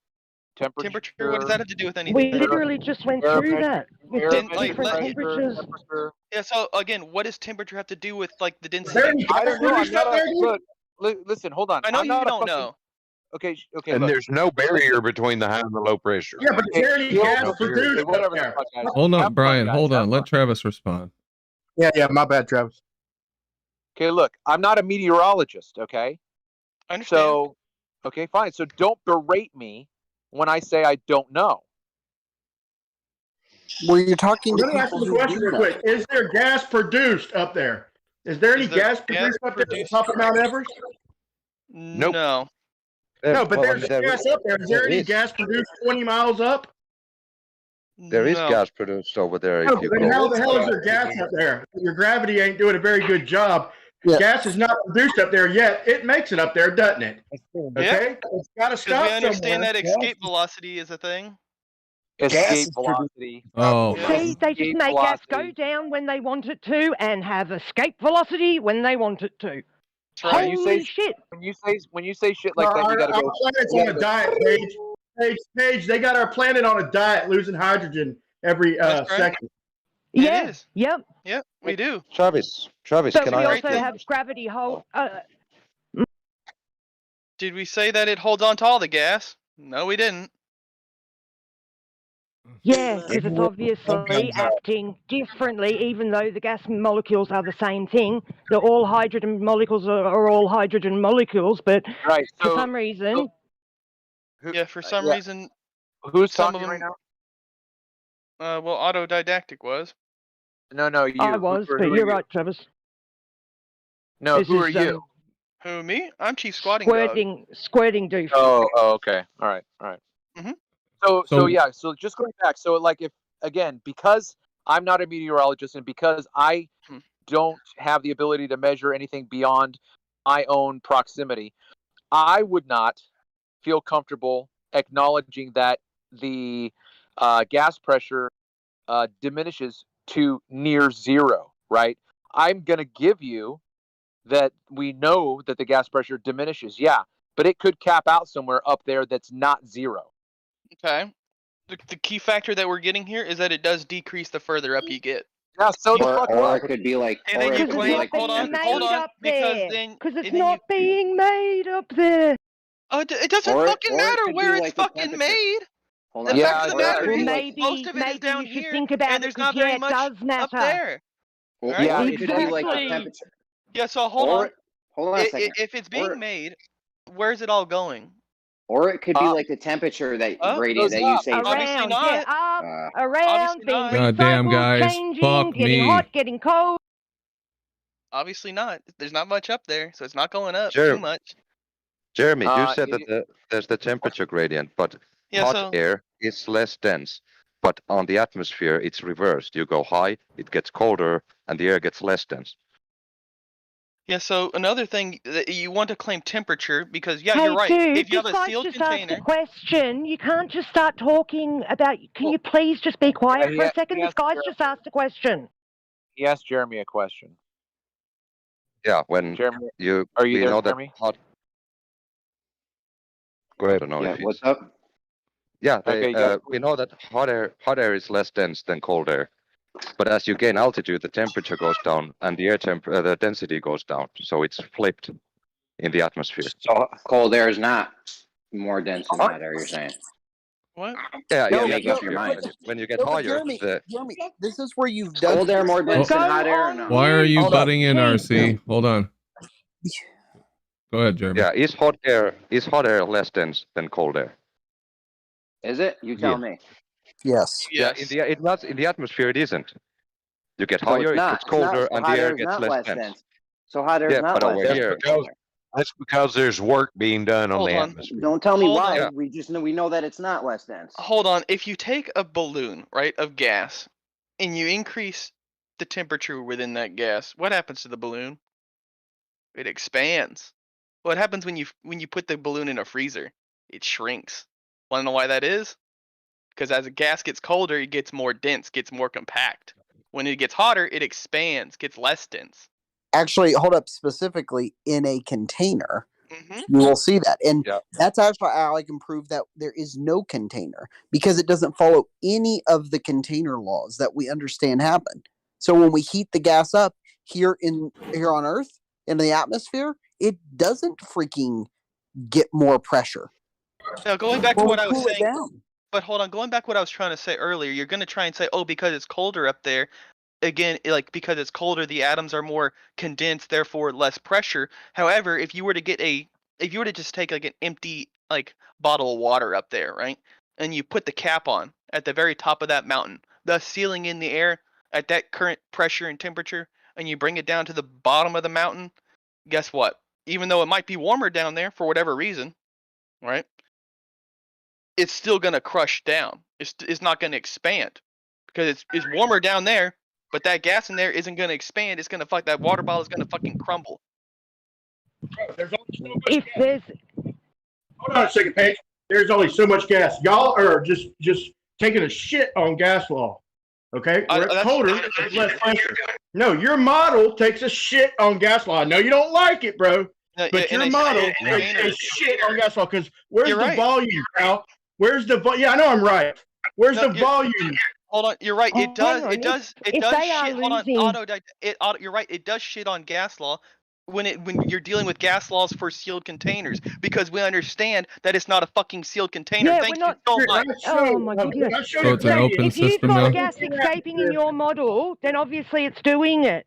So if we've got a firmament of some kind, waters above or whatever, there is a really good possibility that there's been an exchange going on up there. Like, I don't see why that's so hard to understand. Like a dynamic system, the gas getting produced at the ground level, everything's heating up, cooling down, being moved around, fucking hurricanes are forming, all kinds of shit, pressure's changing all over the place, and some gets leaked out through the roof as it's being produced at the ground. So dynamic system. What's so hard about that? Some of it leaks through the force field that holds all the I water out. showed a gas pressure gradient in 70 feet in containment. Please show me When chemicals touch each other, they have reactions. So yeah, I would expect some kind of transfer of something going on up there. Yeah, I would. It's ridiculous. They cannot demonstrate their bullshit. We demonstrate our model. They cannot demonstrate theirs. It's plain and simple, people. We can demonstrate our model. Itself, Brian. Check a barometer in the atmosphere. Yeah. Well, he doesn't like the force field of air. It's how it already contained. keeps water down and how His thing is look outside. Look outside. Check a barometer. Dude, that's horse shit. Hold on a Brian, second. what are you disputing? Hold Brian, on a what are you second. claiming that is not correct about the globe model and the atmosphere? For starters, the volume. Yeah, that changes. There's no container, so that's why that changes. So it doesn't follow the gas laws. Yeah. You say there's no container. Rumpus, just look outside. There's got to be containment. No, bro. No, they don't. Yeah, just walk outside. There's pressure, bro. There's got to be containment. No, It's a necessary the antecedent. same force that keeps you on the ground also keeps the gas molecules so on Earth. I have a question for you, Brian. Bullshit. The gases are far here. The gases work their way all the way up there as far as we could check. So don't tell me there's a force bringing them down. They're moving up, pal. They're moving up. The only thing that brings them down is the gas law. The only thing bringing them down is condensation and gas law. Force acting on gases because gases have weight. That can only be due to a force pulling them down. Gases have weight only when contained. Okay. What? No, if you put gas in a vacuum chamber, so you have an empty vacuum chamber, and I stuff some gas in there, and you have a pressure plate on the bottom, it would measure the weight of the gas you've put in there. Rumpus, don't try and divert back to gas law. Your model shits on gas law. There's no volume. There's no container, so it can expand. The vacuum is the container in that scenario. Gotta be a Gas container. you're talking about require In the a scenario container. you gave, Rumpus, the Without vacuum is the container. The gas laws. Did you hear me, don't Rumpus? apply.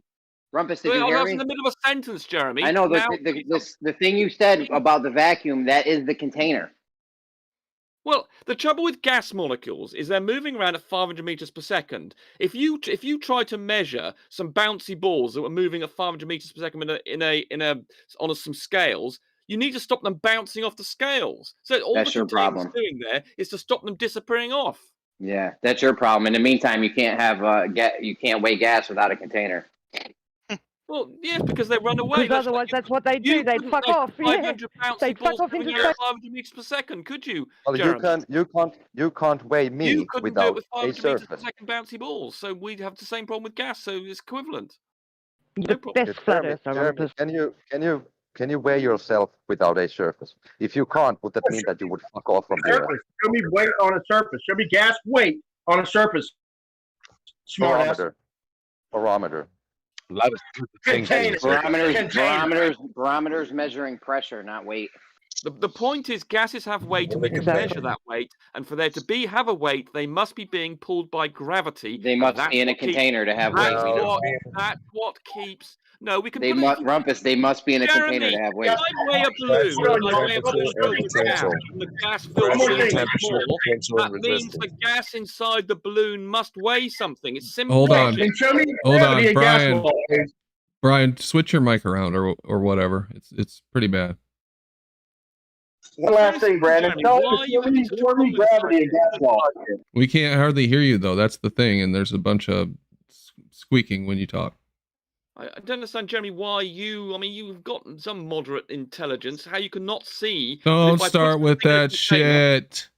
Just make your point and move on. We don't need you on your fucking soapbox talking about how smart you are and all that shit. The gas weighs something. It's very simple. He's apparently not too smart if he keeps talking about gravity. And if the gas weighs something, it must be being pulled down. There must be a force. Yeah, cool story, bro. Therefore, we know that gravity is acting on the gas. Therefore, that's the thing that keeps the gas around the Earth. It's very simple. Sorry. Logic. How do you know gravity's... No, the logic is very that... simple illogic. The logic is that you can't have gas pressure without a container. Yes, you can. The Earth demonstrates that. Jeremy, no, you can't point at your magical fairy tale. You can't point at your magical fairy tale belief and say this proves my claim. There is no container around the Earth. There is absolutely no evidence. Show it to me then, Prove Jeremy. that. If there wasn't, the gas pressure in a container. There is no container. You have no evidence for that. You've made it up. Yes, And, and we can demonstrate gravity works with people and objects on your scales, and gases behave in exactly the same way. And just like you're pulled to the surface of the Earth, so are gas molecules. So if gravity is the strongest at ground level and gets weaker as you go up, the gravity's not stopping the gas molecule from going up at the ground level where it's the strongest. But you're telling me once it gets really super duper high up, where gravity is the weakest, this is when it pulls it back down. Very little. No. It's like throwing a ball up, Jeremy. Presumably you don't dispute that if I throw a ball up into there, it slows down. It's accelerating towards the Earth all the time it's left my hand, and it's starting off at say I threw a ball up at 500 meters per second. It will get up to a certain height and then cut back down to the ground. Exactly the same thing happens with gas molecules. Yep. Yeah, and as you go higher the temperature you can goes apply down. what you do with For the ones that get escape velocity and shoot out. Just like So bouncy balls. they work like that, They except behave when they just like don't. bouncy balls. They behave just Then like you bouncy should be able to show me gravity and gas laws. Then, Except Robert. when they don't. Gravity and Yeah, gas so laws. hold on. They Even behave at like the bouncy top, balls. even at the top of the thermosphere, in our model, those gases still experience 94, I think it was, % of the Earth's gravity. Yeah, exactly. The height thing that Jeremy just pointed out was utterly irrelevant. The difference in the Yeah. gravitational acceleration is very small from the top of the atmosphere down to the bottom. Yeah, the atmosphere is really thin in You're comparison to the Yeah, I radius of the know. Earth.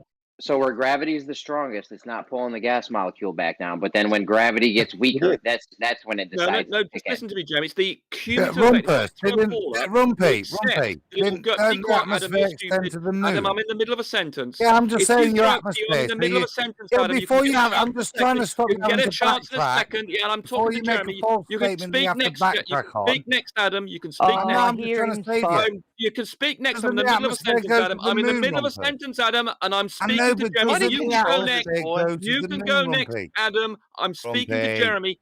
Jeremy, to you the accept moon. that a bouncy ball, if I throw it up, will gradually decrease in its velocity and come to a peak. Can you throw There's him to no the moon, difference between Rumpus? that and a gas molecule. Can you throw bouncy There's balls a to the moon? huge difference between a there bouncy isn't. ball and a gas Not in the way it molecule. behaves, no. What are you, high size right now? is different. The size is different, They but the do the behavior same is very thing. similar. They do the same thing. Do they?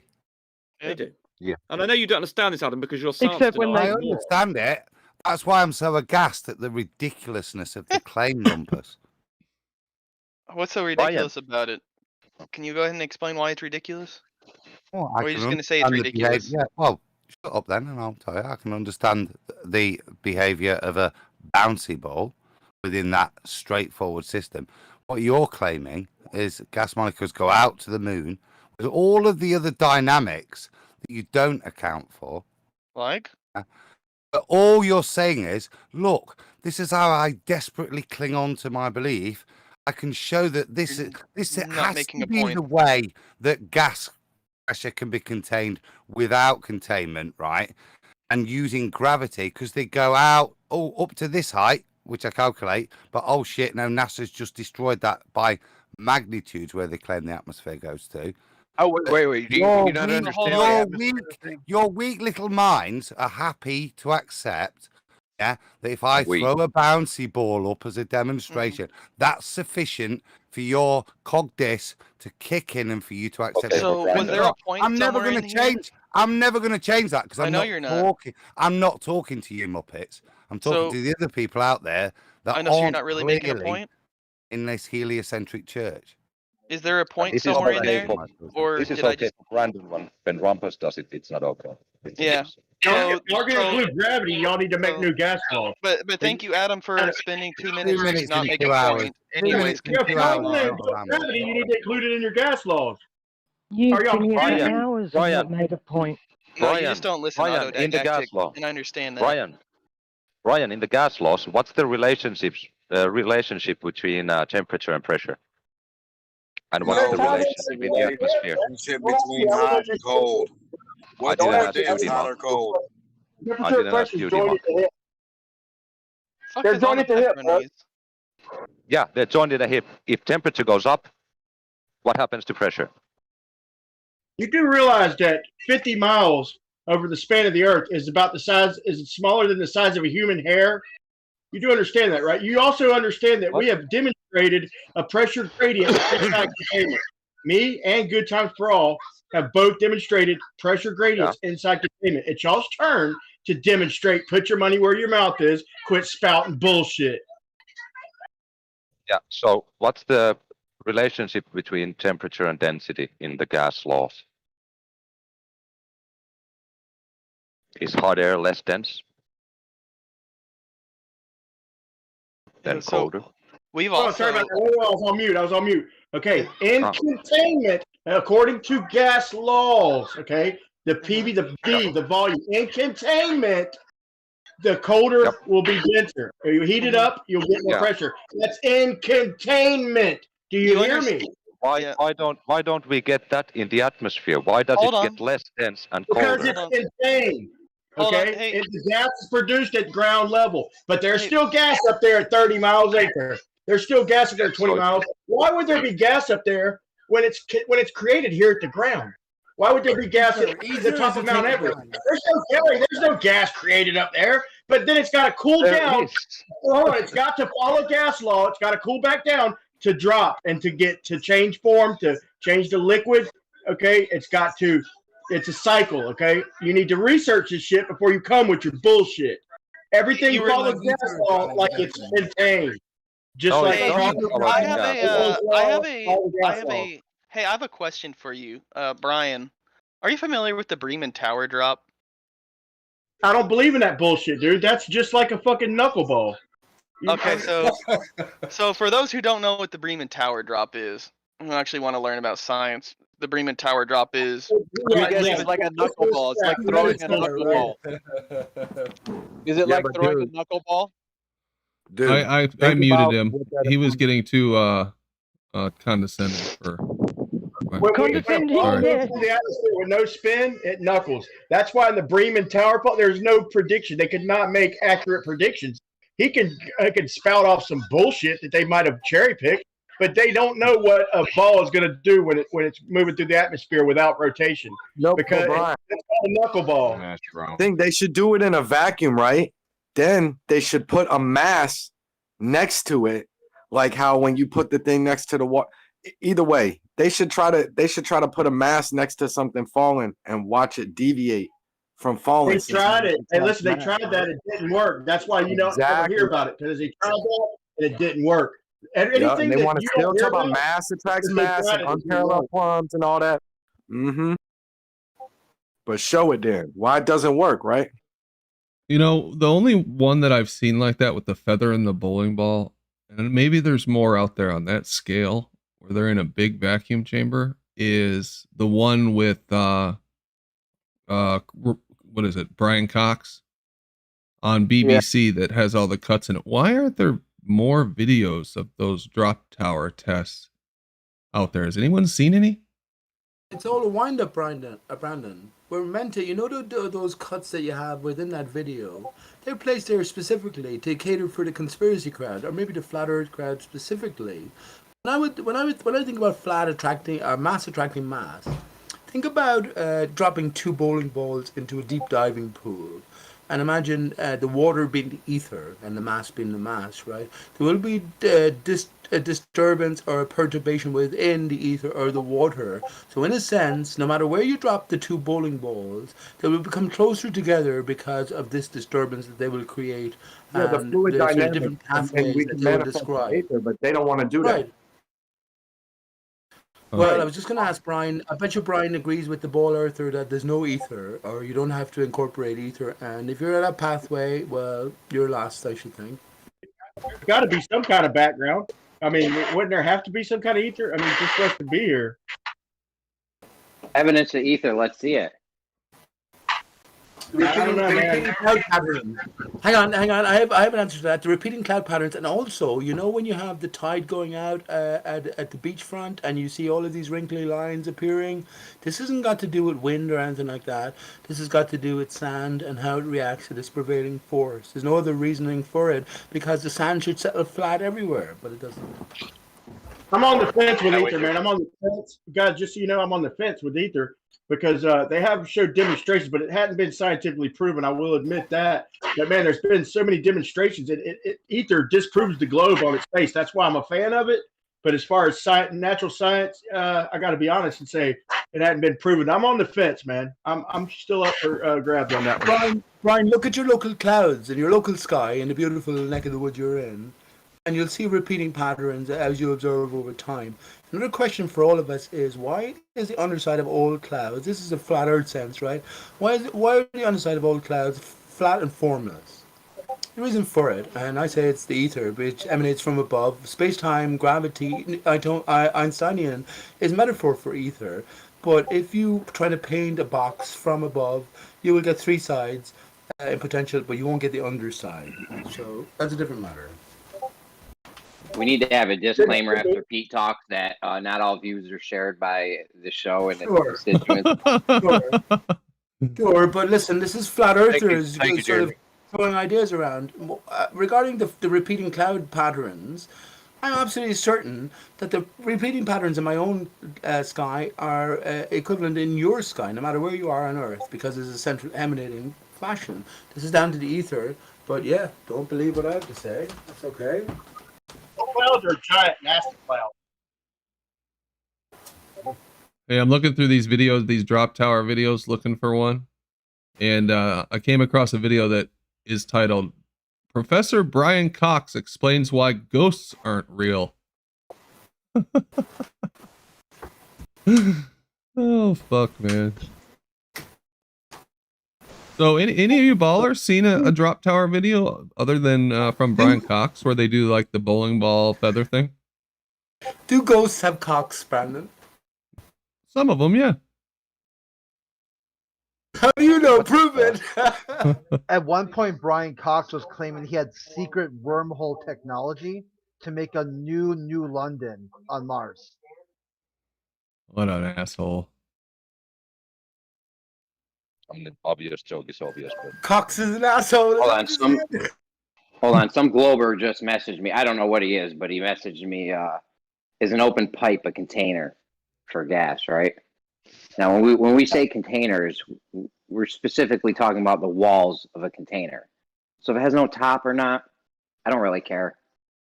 But we know for sure that you need walls of the container the gas will escape. Well, Blue Marble Science. Bislin, I think Bislin or I think Walt Bislin or one of those goofy guys that do the calcs did a gas thing once, a gas model, and you could adjust the gas and stuff. And even with an open top, all the gas left the container after a matter of time. If you take the walls away, it would be seconds.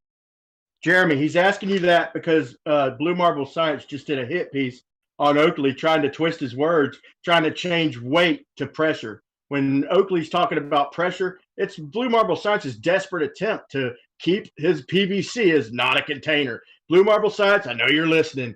The PVC is a container, bud. And your weight and pressure that you're trying to twist Oakley up with, good try, pal. I know it's on your mind, but your PVC is a container. Take your video down. Is it a gas pressure container, Brian? Is it a pressure? Is it a container for pressure? Oh my God! Left lane, get into the slow lane, bro. How many walls do you need for it to be a container? Is the surface a container? Just one surface? Yeah, you gotta No. define this. It gets a little loose when you start thinking about it. It really Yeah. does. Okay, any baller here? Can you show me? Can you produce gas pressure for me right now without a container? Well, I mean, that's a weird question because there is no place where there is no gas pressure. So how can you, like, what Okay, do you I'm want? asking you, right? Right. So again, if we think about science, right, and proving claims and testing, okay, I'm just going to tell you, the only place that you can test gas pressure is if you contain it. Okay, I said this before. Maybe you didn't hear me. So by inference, then, when you can manipulate gas pressure and you can only do that by having a container, to me, it seems very sensible to infer then that the atmosphere is contained because it has pressure. Yeah, but contained and container are two. Yeah, and contained from what? Like Right. there's pressure in our model in space. So where would the container need to be? How? if Again, there's okay, pressure on great. 7 Yeah, sure. Okay, great. Now, again, I think it's reasonable for us to ask you to demonstrate or prove your claim here on Earth so that we can see that your claim actually is valid. Have you Because ever seen? otherwise, hold on. Otherwise, all you can do is point to outside of yourself and away from you and say, there it is, the sky. That's it. That's my proof. What if I his would- explanation actually incorporates both ways of thinking? I But you wouldn't said that I need to demonstrate my claim, but what is my claim? No, I'm saying if you made any claim, right? If you and I were just hanging out and eating a burger and whatever, and you said, I think this, I would say, can you show me? What do you mean? Show me. I mean, are we not going to then- attack then- gravity being the logic behind No, the container? The No. strength and rationality of that is that No, not if- what if- the model if the shows claim- that we should be Wait, attacking? hold on. I'm sorry, sir. I'm sorry. I think he's going to keep asking. What's your name, sir, that you're talking to me? Who are you? Elman. Okay, sorry, I haven't recognized your voice yet. Yeah, Okay. all good. Yeah, so like my claim would be that there's a pressure gradient that goes, I mean, allegedly to 10 to the negative 17 torr, I don't know what happens after that. His claim is the gravity is powerful enough to contain it. We all know this. So No. My claim is that's your that we claim. observe a pressure. Right, we but as observe I a said, pressure gradient. right, but as I said to Squatting Dog earlier, if you and I are again talking about science over whatever, and you said you think that the atmosphere goes down to near zero, I would not accept that. I would say I don't have a problem with you saying that the gas pressure gets lower as it goes higher, but you don't know. You don't have any evidence that it caps out, that it doesn't cap out at 7 psi. Yeah, that's a good point. But what's the lowest it can go in your view then? I don't know. I You can't don't get know. up there, bro. I don't know. You're Okay, pretending so we're at then the, you- at the then you close. cannot We could be at the say halfway that it point. doesn't We go. don't have a clue Okay, how listen, close we really okay, are. listen. Hold on, listen. I'm perfectly fine with you saying to me, then you can't say, because that's what I'm saying to you. You can't say that it goes to near zero because you've not gone up there and tested it. It does go to near zero, though. No, it goes to X. You shouldn't be calling it near zero. You should call it X. We cannot reach absolute zero in temperature. We cannot reach a perfect vacuum. It's infinite. Until you hit it, But it does we'll go never to know near how low zero it in can go. Texas. Can I answer? Like if you say that I can't say that it goes to 10 to the negative 17, let's say, then I guess I can say that there's no way you can say that it can't go that low, right? He's saying you can say that, but you can't call it close to zero. You don't get to qualify that as close to zero. I believe is what I'm hearing. You think it's close to zero, but it's just a arbitrary zero, dude. Like just think about this. Like think that you could only go so high. Like you could only get to like let's say 15,000 feet. That's as high as you could in your area, right? In your area. Yeah. So you get up there, you measure all you can. I'm gonna say you can't say anything more. Right. That could be the halfway point, that not the close to zero point. You get The it? relative scaling, you mean, Travis? Sure, I can only claim what I have measured, or what Right. someone has measured Yeah. if I accept their Right. measurements. Sure. Yeah. Extrapolation, then, right? Yeah, but then again, you can't say that it can't go lower. Okay, I think we all agree fine. that If it you goes wanna have towards that- zero. If you want to have that as an impasse, I'm fine with that. Sure. Yeah, Can I try solve both aspects in a sense, right? So, Travis, what you're saying is the necessary condition for a pressurized system is containment. And the opponent there is saying that's possibly fair enough, but he's saying in reality, we seem to be able to measure a sort of constant decrease in pressure up to a certain point. Whatever zero is defined as, it seems to be a constant sort of diminishment of pressure. I have a compromise between the two, which I think everything is ultimately composed of anyway, which is that gravity is not a pulling force from below, it's a pushing force from above.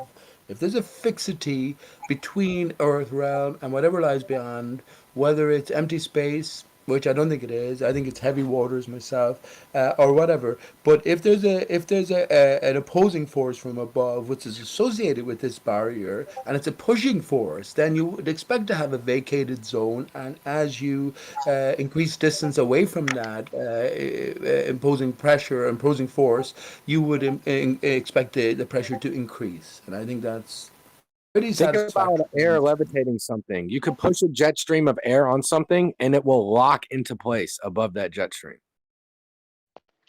Well, isn't that only true if it's got a equilibrium? Like you got to Yes, you got to certain shapes like balls. Yeah. Right. It's just about equilibrium within the ether, though. Your ether boy man band, or whatever you are, man. But do you think there's an ether, Travis? I'm not opposed to it. I mean, I all I know is I breathe air. That's all I know, bro. I call myself Peach Hair or Je suis Dodo for very distinctive reasons, and you're Professor Ether Boy man band or whatever. I don't know what it is. But I'm sure the heartfelt reasons, right, Travis? So if the people don't get the external joke, you will understand as a core truth your choice of screen name. Well, right now it's I'm your Copernicus. You're my nothing, you fucker. Actually, Copernicus didn't exist. Copernicus is a good way of reading that.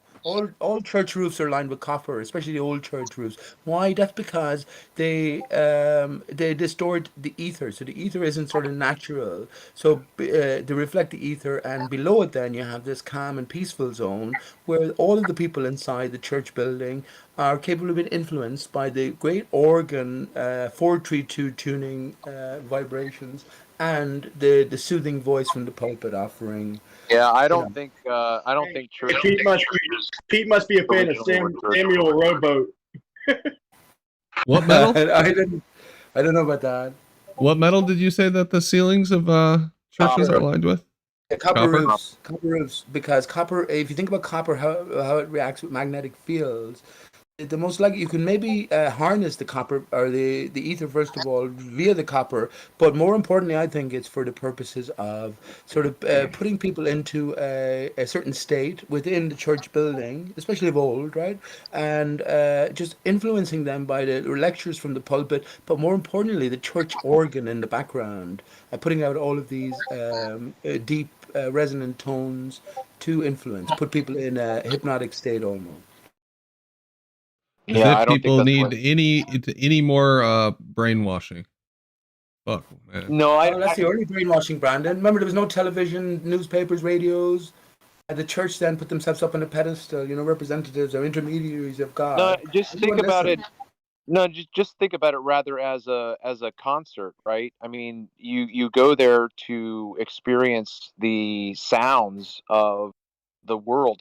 I don't think that I think cathedrals are reclaimed Rife machines. Okay, I think that they were used for healthful purposes, and then simply, I guess, given the I don't know, the whole discussion with Tartaria and Antiquitech and things like that. So I think that the cathedrals were simply taken over by churches, and they didn't understand the nature of the places they were. I think everything was there.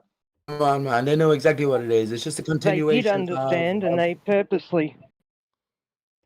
There's a capacitor underground of all churches, I should think, and they collect the energies. That's what I should think. Yeah, with the copper. yeah. You're proving my point. Churches weren't no church ever utilized that in their congregations. They had no clue how to use those that technology.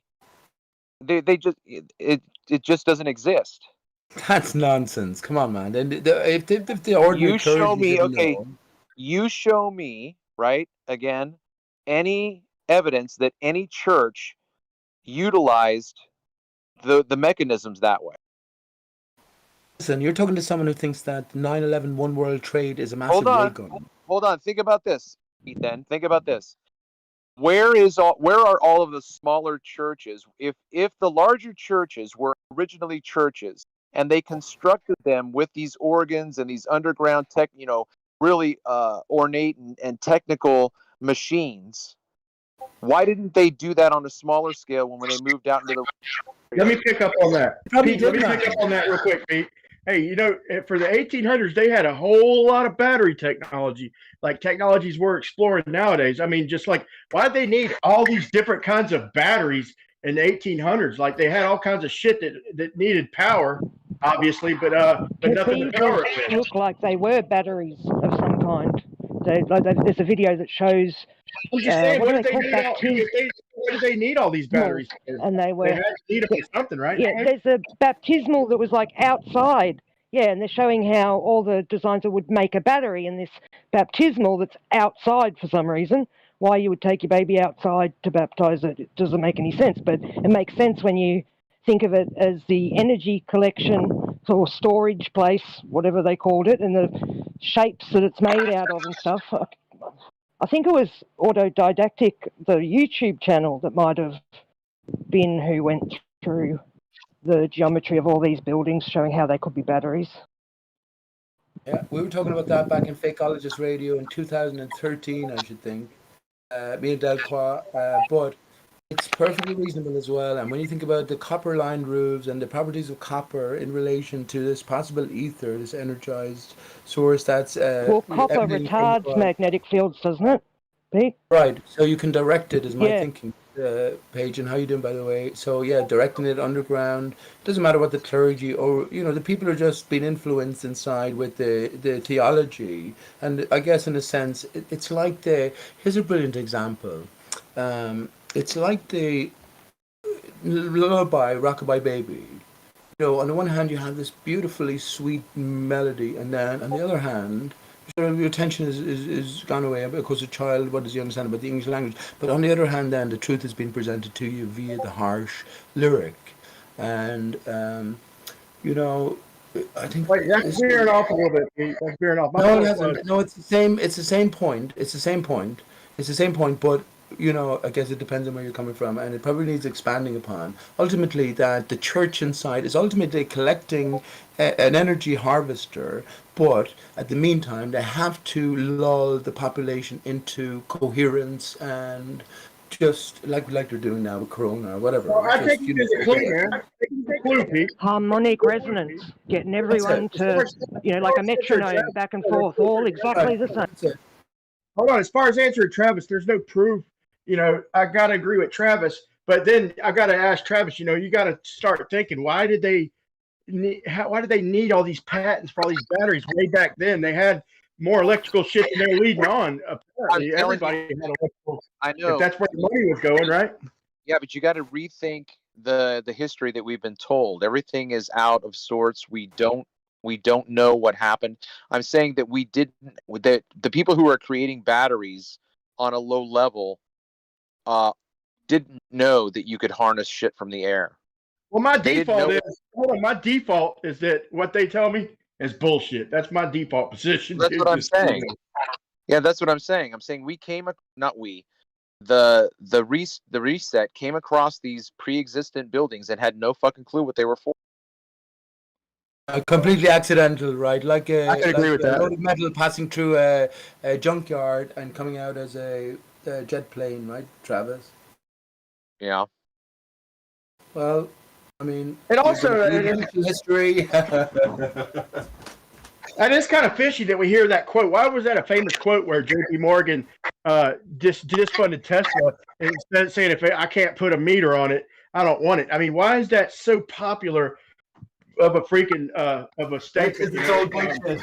Because it's what we were meant to hear at this point in time. It's kind of a clue, though, Pete. It's kind of a clue, like that. That's kind of a clue to me. Like, why would that be so important? Let me get to the point. Excellent. Because you asked it, right? Tesla never existed. So now we have Tesla everywhere. Elon Musk, Mars, Tesla. Tesla never existed. He was a counterpoint to Einstein, right? But if he never existed, then that changes everything. Because he's put up on a pedestal now. So all the conspiracy guys will go, as we all did ourselves, oh, what about this Tesla guy? Well, it's all fucking theater, every bit of it. So What are you talking about? Tesla didn't exist. Listen, show me moving images of this most famous man in his prime. Back around on the camera. His family's still alive, Pete. He's Listen got to me. family taking FBI to court, Listen to me. overtaking all the fucking files and all that shit. Suing the fucking FBI and all that shit. I mean, they could be lying about it all, but apparently that's what I'm saying they are. That's what I'm saying they are. He's got family. There are still Teslas around to this day. But take it easy, Brian. For God's sake, I know about all of these. You know, if you create a character, a lifetime actor, especially if it didn't exist, well then, if you're going to pass a narrative, remember, Tesla came to prominence in terms of the public consciousness with Elon Musk and his Tesla electric motor, redevelopment, I guess, whatever you're going to call it. Of course, it's all fake as well. We know Mars mission's all fake. So Elon Musk himself is fake. I suspect that Seth MacFarlane plays the role, but that's a different matter. Now, when it comes to all of this, it's like the 9/11 victims, Brian. What about the funerals? What about all of the different family members who are going to rolling? You're fucking wandering off in 10 directions. I mean, I see what he's saying, but that's a little. I see what he's saying. The point I'm making is, what if Tesla never existed? And when I go asking you, Brian, for evidence that he did exist, you'll find about fucking 3 or 4 scanned images on the picture, on the internet. But if he was the most famous man in the world at his time, especially around his prime time, around 1900, and movie cameras were, this new development, reaching sort of higher levels. Where's all the moving images of this most famous man? You don't see anything. Now, Pete, I'll back you up. Pete, as far as Copper Nickel goes, or Samuel Rowboat, or any of these motherfuckers way back then, like when you get before the mid 1800s, well, no, Samuel Rowbotham ain't even that old. But if you're talking about Copernicus and Aristophanes and all that, I mean, I can agree. But if it's in our fucking vital statistic, or what do you call where you get your birth certificates? If it's, but yeah, you could say, yeah, what he did could be bullshit. Like Elon Musk, he's a person, but what he's doing, yeah, I call bullshit on some of his claims too. But he's still a person. I see what you're saying. I do see what you're saying. Here's the point, Brian. Because if we decide that Tesla was this man, literal man, like Jesus in a sense, who at a specific time came across all of these different sort of realizations, discoveries, then don't he have a lot of patents, though? Let me finish, man. Then we will still accept that he came from a sort of a previous Stone Age sort of way of thinking. So he was a developer. Didn't he have patents, though, Pete? Let me finish, man. Let me finish. Whereas in reality, if we consider that Tesla was a fabricated character, then this technology or this information could always have been known. So we're coming from a point which is more advanced to this fabricated juncture. I certainly agree with you on the deep thought and thinking outside the box. I certainly agree with you on that. There's shit out there that's right there. It's probably already been discovered that they're suppressing, man. We talked about that on this channel. I think while you were gone, like Stan Myers and the O2, just water. They say no, you can't get energy from a HHO generator. It's free energy. No, it ain't. You're using water. You're breaking it down. It's not free energy. I could claim that there's more energy per cubic liter or per liter of water than there is in gasoline. And I'd say prove me wrong. If you know, I mean, split an Hey, A bomb. guys. Split didn't they split the atom for the A bomb? They split the that's atom. a lot. That's what they say. Yeah. Not the water molecule. But There's no atoms. There's no atoms Actually, in hey, water.